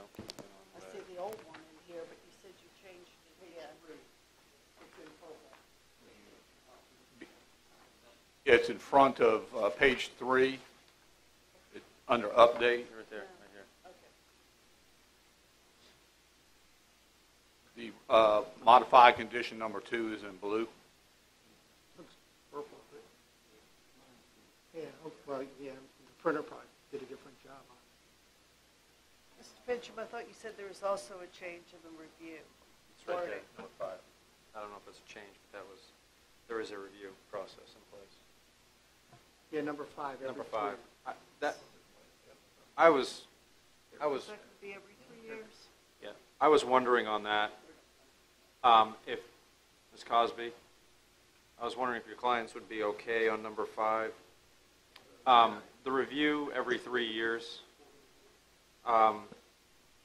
would you be okay if, or would the applicant be okay if we said something to the effect that it's every 3 years and then it can be reviewed immediately after transfer? So if they were to sell it, it could be reviewed immediately by the county after a transfer if they were to sell it? Yes, we'd be fine with that. Okay. Would the board be, yeah, the board would be okay with, because we've got a 3-year review, but in case of transfer, it A could review be- can take place anytime. We've done it But, yeah, with 2 right. other organizations in the county and actually can- took those. right. So Can we put it informally that way that's fine. Review upon transfer. upon transfer? Yep, they're agreeable. Okay. So, anyone have any other questions? I'll All right. make a motion that we approve special exception 01 2017 religious retreat to the International Swamarian Satog organization with the appropriate changes to the conditions. I'll second. I have a motion and a second. Any other discussion on the motion? All those in favor say aye. Aye. Opposed? Motion carries unanimously. Congratulations.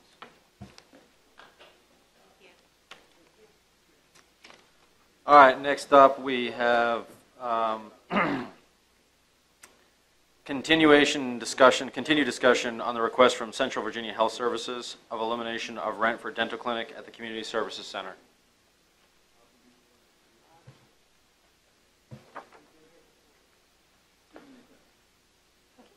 Good evening. Thank you very much for allowing us to come back and revisit this issue.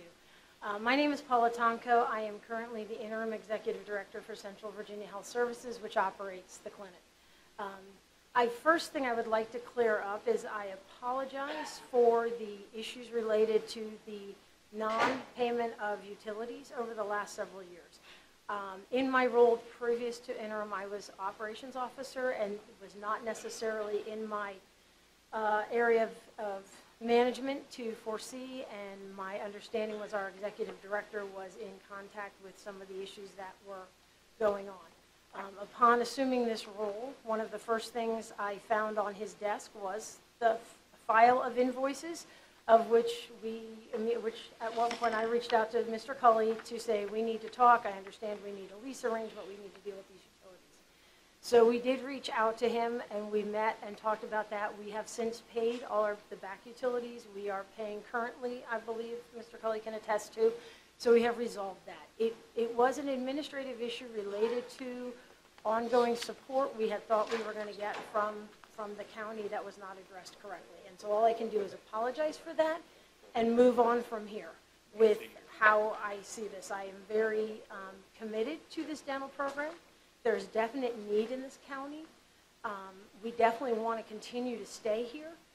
We are subsidizing this program already on a regular basis from CVHS because it does not make a profit, but it is acceptable for us to support the community in the way because we see the need and we can handle the fluctuation between Medicaid and uninsured that we're seeing in your county. We are serving about 700 kids per year on average. We are about, right now, 70% of those are Medicaid. We're seeing a growth in the uninsured, but that's something we're used to taking care of. This is a great program. When we were approached about this, we were offered several dentists from the health department when they started losing their funding. And this was the only program we wanted to participate in because it was such a supported partnership. There's a really nice plaque in the office that talks about all the different people that made this happen. And so where we are now is when we came back after meeting with Mr. Cully is to find out that we're going to be charged about $25,000 in rent. That is not something we can absorb, that we feel we should take, because what really started out as a partnership that we thought was going to be mutually sustainable is really now become no support to us from the county, and we're actually paying you money. And so that doesn't necessarily make a good business model for us because we get no federal dollars for this program. This is separate from our Caroline Family Practice. We brought it into scope, which really protects Dr. Barrett with malpractice insurance by doing that, but there are no federal dollars tied to this program. The only money we get from this program are what we bill to Medicaid and what patients pay. The patients who are uninsured, we do get some folks that come in that aren't coming in from the school-based program, and they do pay their share.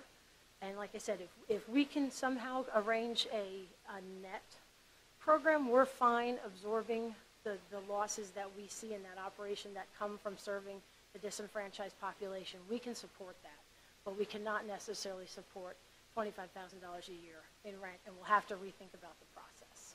We have, since your last meeting, when there was still an issue about the facilities, we have reached out to the health department and solved the problem about where everybody's going to go, so that issue has been resolved. I think it's just a matter of both groups getting leases that they need and can accept and sign off on.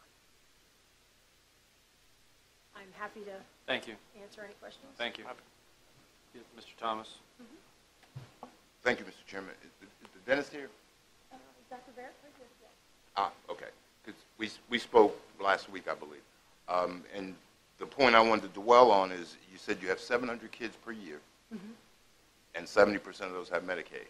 This last year, yes. Okay. Normally, previous years, we've seen up to 80% Medicaid.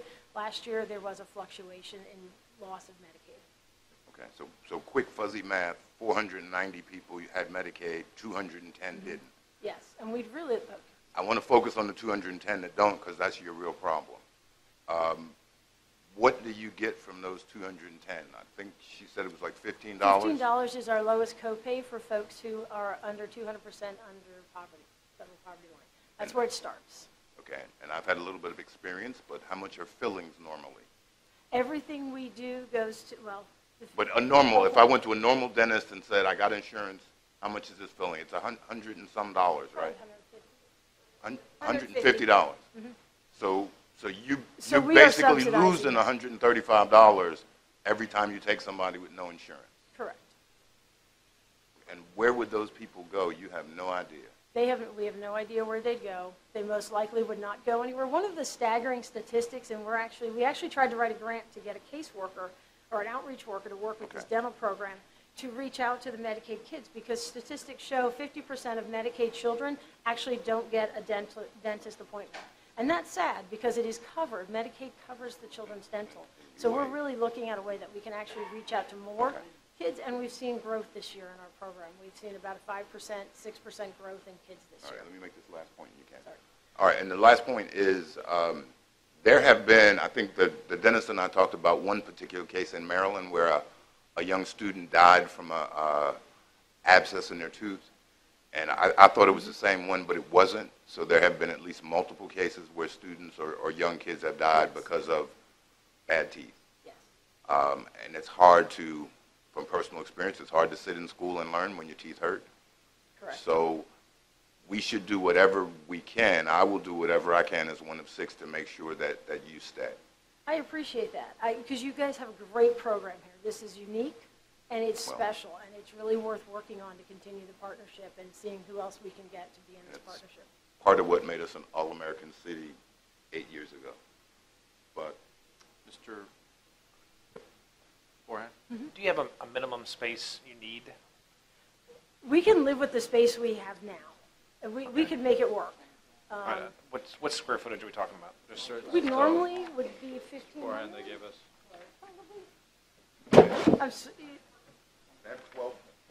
We probably have about 1,200 there. It's tight, but it's doable. It's on the table. Okay. I just wanted a ballpark, and evidently I have it somewhere. I just can't put my hands on it. That's and okay, haven't yeah, seen it's it, so. probably about 1,200 square feet. It is doable, it's tight, but for what we do with the kids, and especially because we bring the kids in and have to watch them, we don't want too much space. Because we do have to keep an eye on the ones while they're rotating through the chairs. And my only reason for asking is that there might be other cheaper locations Okay. in the county. One of the issues that goes along with that is the cost of renovating space for dental is very expensive. And so that's one of the reasons that we really want to stay where we are. Because even if we brought it over to our other practice in Caroline where we have dental, we would have to renovate medical rooms, which means ripping up concrete floors to put water in to get to the chairs and things like that. So it would cost us about $100,000 to move it to our own practice. It makes me happy you've just thought about it. Yes. So, thank you. Mr. Chairman, I would like to sort of postpone the rent discussion and how we're going to handle this in the event that we still have fluctuations with the health department, and probably bring this up if we could wait until December, with the understanding that they need to pay their utility bill, and we'll discuss the rent situation in December. Just because we have a whole rent situation in flux with the health department that we need to get solved. We don't have a lease. Right. Would that be agreeable to you all to postpone the rent discussion until? Yes, because we'll keep looking for, other opportunities. And we're to just help making support sure, this. the one situation is just, please pay the utility bill? Yes. Mr. Colley? I just want to add one thing, because I don't want you to think that I'm the one trying to charge them rent. I understand. The original agreement with the former executive director on tape at this meeting was a year, no rent, rent-free. And that was what I kept communicating with him, because he came back going, I thought it was free forever. So I'm just doing the job that the board directed me to do. If y'all want to change that, certainly no problem for us to, and that's what I would add to Mr. Forehand. If they were to move out, the health department's not going to take the space back over. They've done a needs study and determined they're shrinking. So we're already gaining back 900 square feet, almost 1,000 square feet that we're not going to get any rent for, which is about $11,000. We're currently getting about $111,000 from the health department. The new health department lease would go down to about $76,000. So if we don't get any rent from them, whether they go or not, is really, I would recommend they stay for that very reason. Then we're not going to make it back up off of anybody else. It'll be just dead space. The odds are finding someone else who would fit in that particular space are relatively Zero. slim. Right. Even the county can't use it because it's sort of right in the middle of the health department. Right. So I would recommend not to push them out because that. Well, we would definitely. You should make that part of your motion, Mr. Seeley, that they would be able to stay as long as we discuss. Absolutely, as long as we are not, this is not to evict. This is just to get one situation resolved, see how that all goes, and then we can attack. We can then move to this issue as a secondary once we resolve the rent or the lease problem there. Yes. That's But we're probably not going to ask you to leave, and we're probably not going to ask you about any back rent. But don't tell anybody I said that. Okay. Yes, since we are waiting, and I understand it's a good point, we need to make sure the health department is going to stay and that facility is going to be used and under lease before we commit to space for anybody. Since we have a lag time, I thank you for the information. I would like to see some of your statistics on paper. Thank you very much. And also, I think a good thing to remember with the dental clinic being right here is the relationship that got the grant that allows that they work with the schools to get the children over here. Whereas the children can go down to Richmond, but then the parents have to get them there. This program allows for nurses or transport drivers to bring students to the dental clinic so that we make sure that those teeth are healthy. It's a wonderful program, want to support it, but I'd like to see it on paper. Okay. Thank you. Can we get a motion to kind of? I'll make a motion to table the, Mr. Colley? Until the department, until we get something from the health department. till we get resolution from the health department, however long that takes, because it may be 6 more months. Okay. We have a motion and we have a second. Any other discussion on the motion? All those in favor say aye. Aye. Opposed? Motion carries. Thank you very much. I'm sorry. Agenda item number 6 was under new business.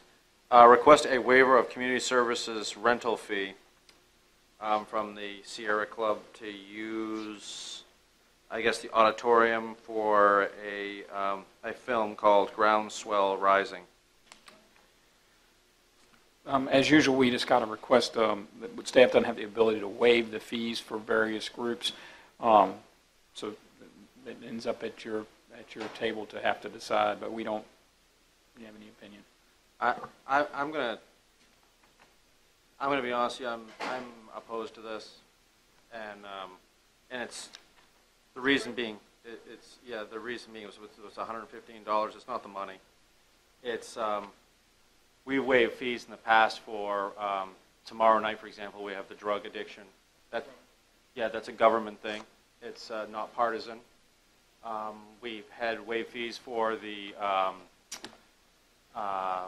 autistic children, the Autistic Council, not partisan.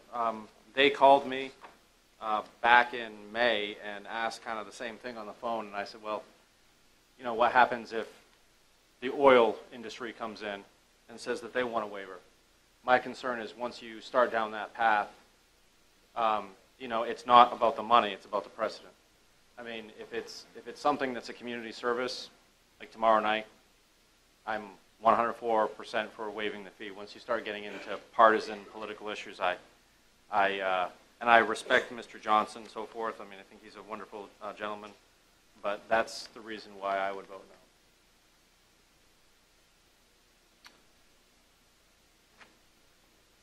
no. Are they charging admission? Anything? Do we have any information?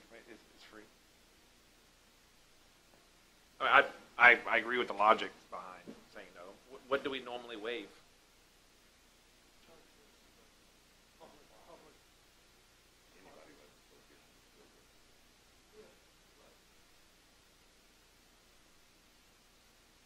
I mean, it's a cost to us to open it. I mean, we have to have paid staff here to open, stay here, and close it. So, I mean, we do waive it for basically nonprofit churches, those type of things.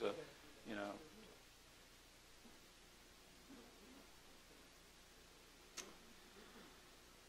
I'll take a motion one way or another. I'll make a motion to deny. Is there any other discussion? First of all, there's a. Yeah, my only comment, Mr. Chairman, is whether we say that we waive the fee or not, I don't think we set precedents. I just think we look at each and let each one carry its own merit, rather than, I don't think we're making a blanket statement. But yeah, okay. But I mean, you're perfectly welcome to your opinion, right. But I don't think that's a.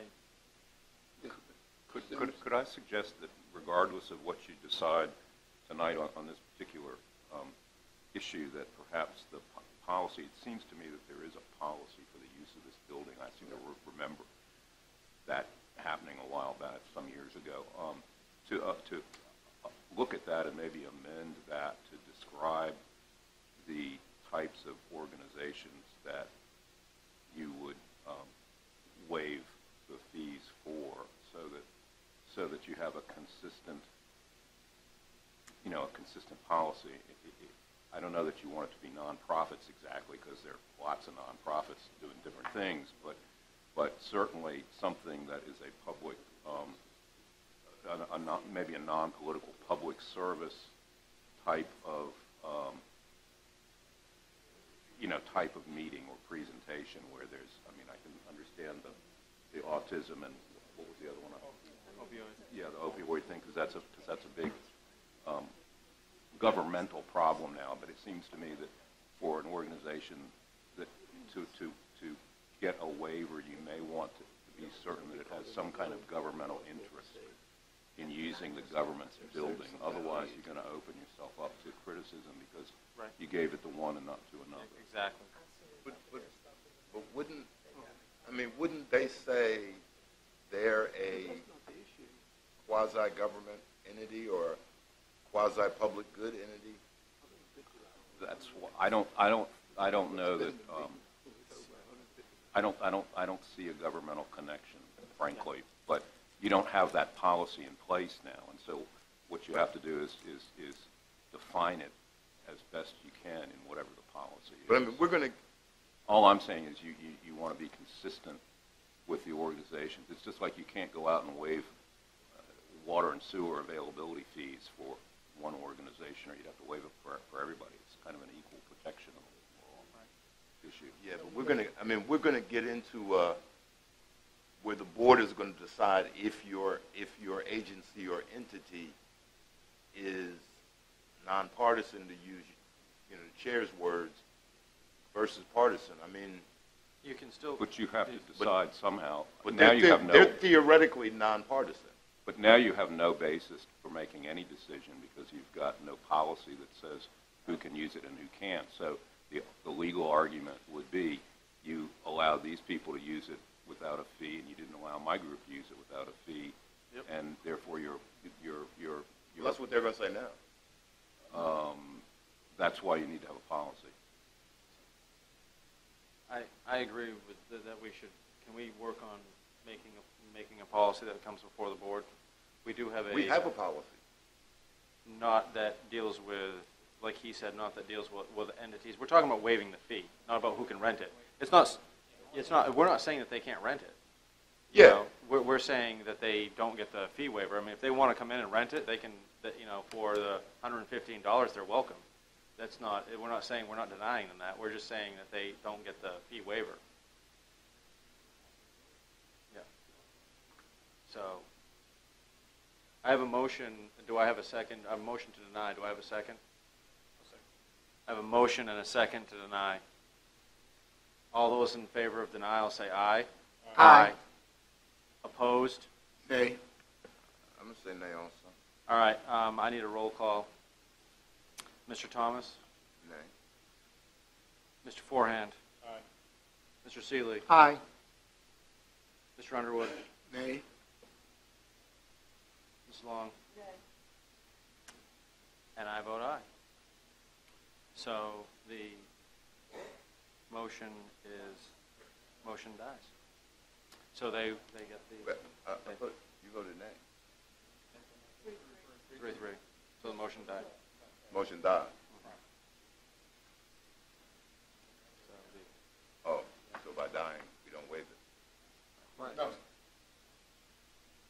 So they get to have the other token.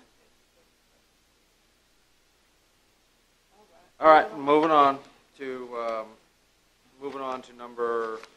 agenda item number 8. Number 7. Number 7, third-party delinquent tax collection. Ms. Curran, you're up for 3 agenda items in a row. He's been home. That's right, just go for it. I understand. Good evening, Chairman Black and board members. You all have the memo about our third-party collections. I was skeptical when we did it, since I thought we had, tried everything with the accounts, and it has turned out to be, a good thing for the county. We've collected over $90,000 so far on a little less than $1 million of the tax penalty, interest, and fees that were turned over to them. And it doesn't cost the county anything. I mean, they add their fee on to what they collect from the taxpayers and then send us a check 2 weeks later. We are going through the 2014 taxes now.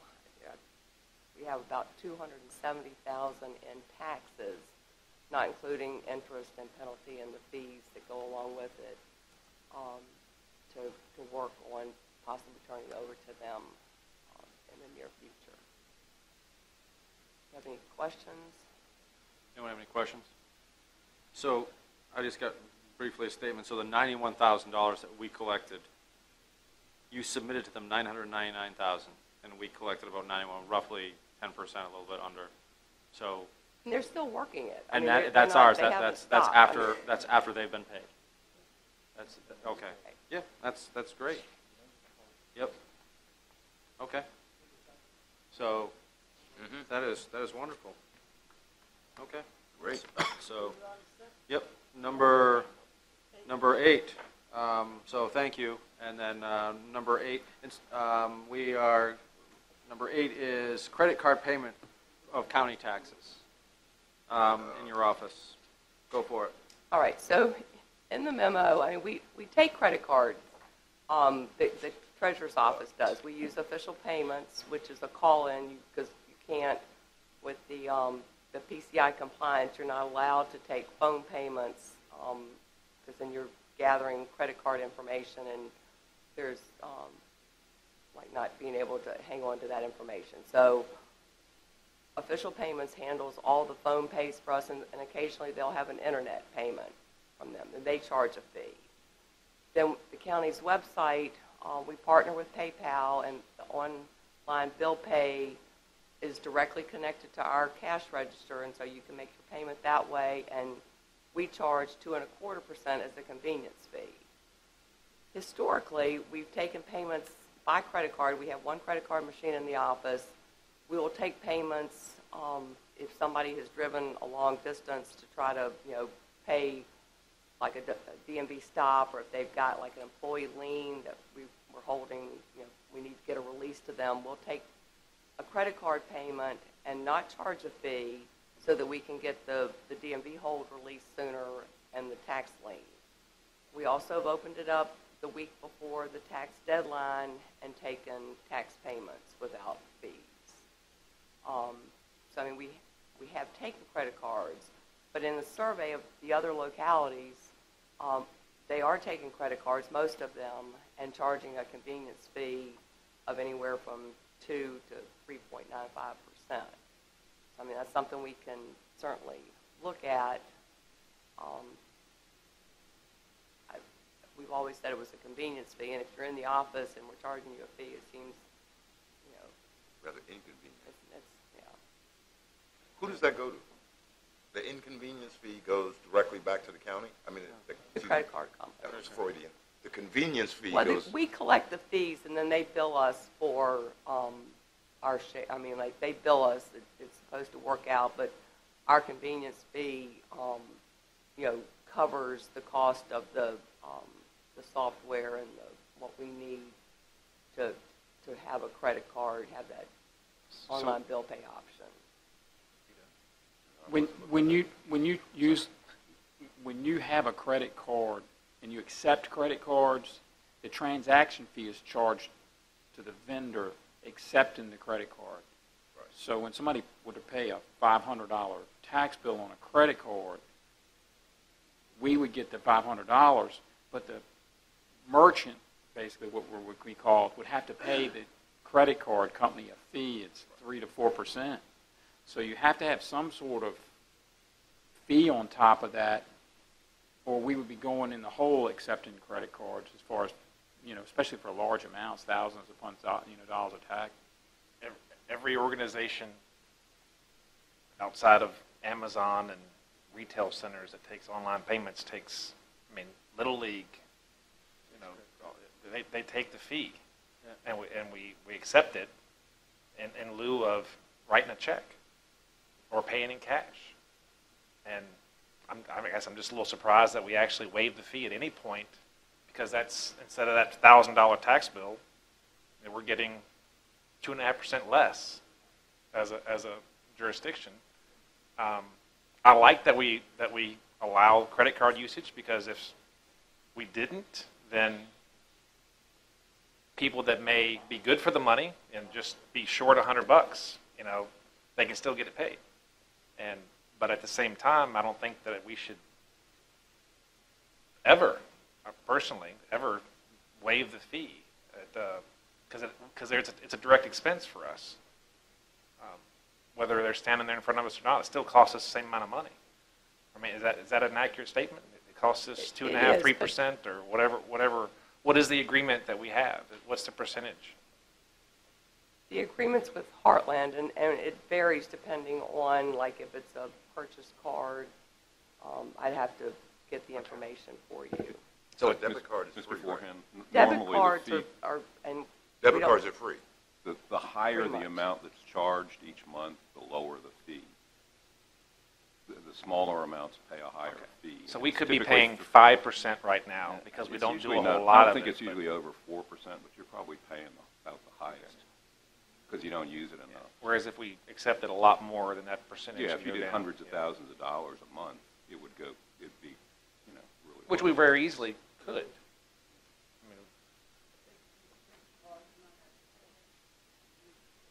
That's what I was just It's saying. not debit a, card. yeah. But if you don't have a debit card, you can't do Yeah, that. right.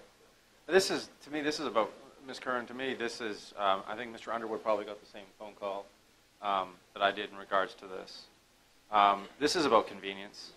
To me, the county, I agree with Mr. Forehand, the county shouldn't be paying the fee.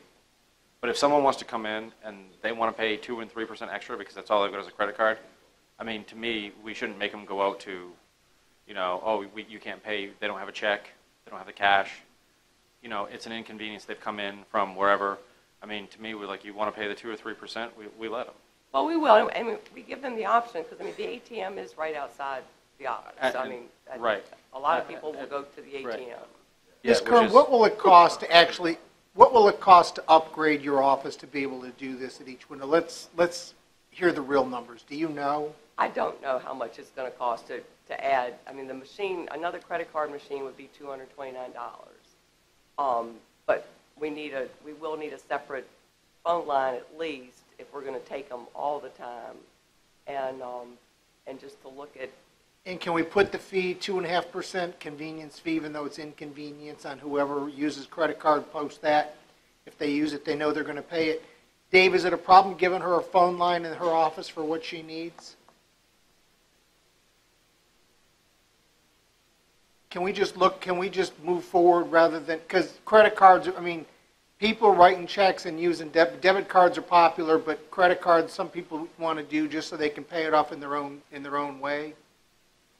Can we just move forward and say, we're going to take credit cards, we'll upgrade the office to do that, and add the 2.5 or whatever, 2.25, 2.5%, whichever you see, and just move forward with this? Is 2.5 the right number?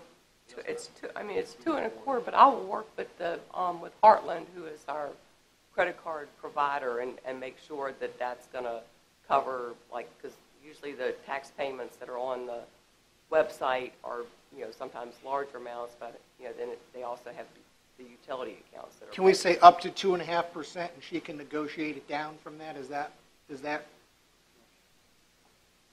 If they want to pay, How many if it's on the machines? customer, go for it.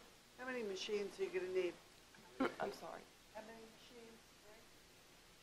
I have to look at the logistics, because I have 3 DMV machines that are already at 3 of the windows. One of those that has a DMV machine, I think we can accommodate another credit card machine and have it for the county.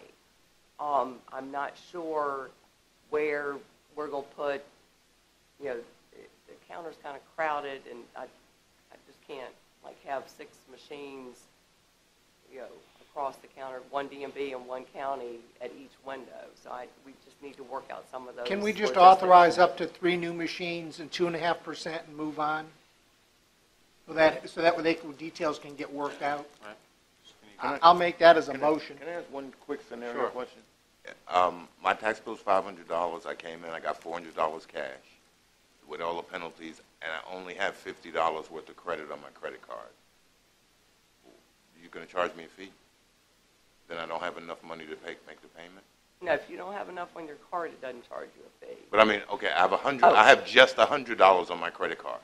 So now I have exactly the bill, but I don't have enough to pay the fee.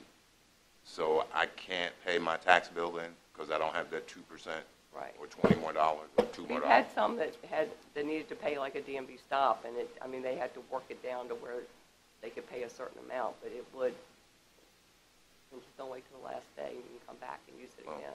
Okay. Look for change in your car. I know. some of us think that that never happens, but that happens Oh, it quite a does. bit. And I'm just wondering in that case, but we're going to do this and you have some leeway, I guess. Okay. That's the goal, is just, because we can't engineer it from here, so let's let the staff figure it out. You get, in that scenario, you get $498 or you Right. get nothing. Right. I understand. So I've been there. Standing at the airport, been there. I know when. You do take debit cards also? Because it takes debit and credit. So Is there a fee on debit cards? There is no fee on debit cards. So you currently are taking debit cards? Hmm? You currently are taking debit cards, but not credit cards? We've not opened it up to everyone. I mean, unless you've got like a DMV hold or the employee So it's the lien same thing right or now? that So- 1 week. So even with debit card right now, if I just want to come in and pay my regular pay? Yeah. So we're not taking, okay. So this would open it up to debit and credit? Correct. Okay. All right, thank you. I have a motion, We have a motion to up to 2.5% and up to 4 machines. The staff can work out how that works, whether we get that far or that many. Huh? Oh, and the phone, I mean, and the paraphernalia that it takes to get there. Can we do up to 3, and then so that way we can always come down? Up to 3 is fine. I just was looking for a number to give as a max. Okay. I have a motion. Do I have a second? Second. I have a motion and a second. Any other discussion on the motion? All those in favor say aye. Aye. Motion carries unanimously. All right, number 9, you're up Right. again, and now we're talking about the county It's decal. the county sticker. I was asked to give the purpose of the county sticker. And, I mean, the treasurer's office has sold county stickers ever since I was elected and way before. When it was an annual sticker, it was a great collection tool. But then we, moved away from that. And the treasurer's office now sells county stickers to those individuals that come in the office and they've purchased a car, or they issue them if somebody asks for it on their tax bill. But for our office, I mean, there's really no purpose. It has kind of like past that. So I checked around with some of the other localities. There are still 13 of us that have either a permanent decal or an annual decal. And most of them say that the landfill is their primary reason for still having one. I got to say something. I feel so sorry for the landfill people. I was there one day, and there was a guy with an Alaskan license plate getting ready to throw trash, and the attendant said, "Excuse me, do you live in the county?" And the guy just started blasting him, and I got out of my truck and said, "Buddy, do you have anything that says you live in the county?" And he goes, "Who are you?" And I go, "It doesn't matter." But I mean, I've seen Maryland license plates. The extreme was Alaska. The guy ended up living in Bowling Green and did live here, but didn't think he had to show anybody anything. So for the folks that work at the landfill that get all kinds of grief, and when they ask somebody for something, they either pretend they don't hear them or don't want to hear them and just proceed. I told the guy with the Alaskan license plate, had my cell phone in my hand. I said, "I'll just call the sheriff's office. This is real easy. I don't want to put the folks that work there in that position." From that perspective, the county stickers are invaluable for those folks that work there. Well, but what some of the localities are doing is they've moved to a landfill decal that we don't track. But you got to buy. Either the treasurer's office, if you provide proof that you live in the county, you've got a personal property bill or real estate bill, you can get a landfill sticker. You can get 2 for your household. The landfill folks, if they show them that they live there, I mean, we could do that without having to have everybody still come to the county to get the county permanent decal. So, but nobody comes anymore. That's the real purpose of the permanent sticker, because everybody should remember what it was like the day the stickers were due. Right. Or 2 or 3 days. You used to work weekends to get the stickers out and things. So I don't see if people are complaining, I'm keeping my permanent one. But if people want to complain about not having a permanent one, they can get it yearly if they want to do it. Because nobody remembers why we did this. That's why we did this. Well, the yearly was why we switched to the permanent. Well, let's go back to yearly and make folks appreciate permanent. 2 points. One, I have a company vehicle that I've had for the 7.5 years I've lived in Caroline County, and it's never had a county sticker on it of any county in the state. It's not registered here. None of them have been. And so if there's a purpose for it, I don't go to the landfill with this vehicle. There's not an enforcement. It's not being, we're not getting pulled over or anything like that. So that aspect of it. I kind of like the landfill sticker idea because I have property outside of this county. And I'm waiting for the question, do you live here? No, but I own property here. And I would have absolutely no way to show them unless I brought my tax bill, which I would never remember to bring. There is one locality that requires you to show your tax bill every time you go to the landfill, so I like that. And as long as, I mean, our landfills are always supervised when they're open, so no one's going to be dumping hazardous materials or tires or shingles and things like that in it. We would stop them.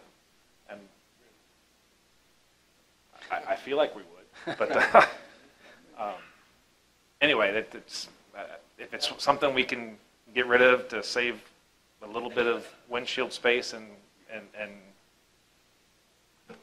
convenience for the citizens, and it doesn't have an actual purpose anymore. Like I say, it's the board's decision. I mean, the board enacted the ordinance that said we would do a permanent license, and so I'm looking at you, but I'm talking to them actually. Okay. So. Thank you. Here, you go for it, Ms. Long. Yes, they definitely serve a purpose. They serve a purpose for safety for our staff at the landfills so that they don't have to get out and confront somebody. They can look and see that they've got the decal. For the waste sites that are near other county boundary lines, it is definitely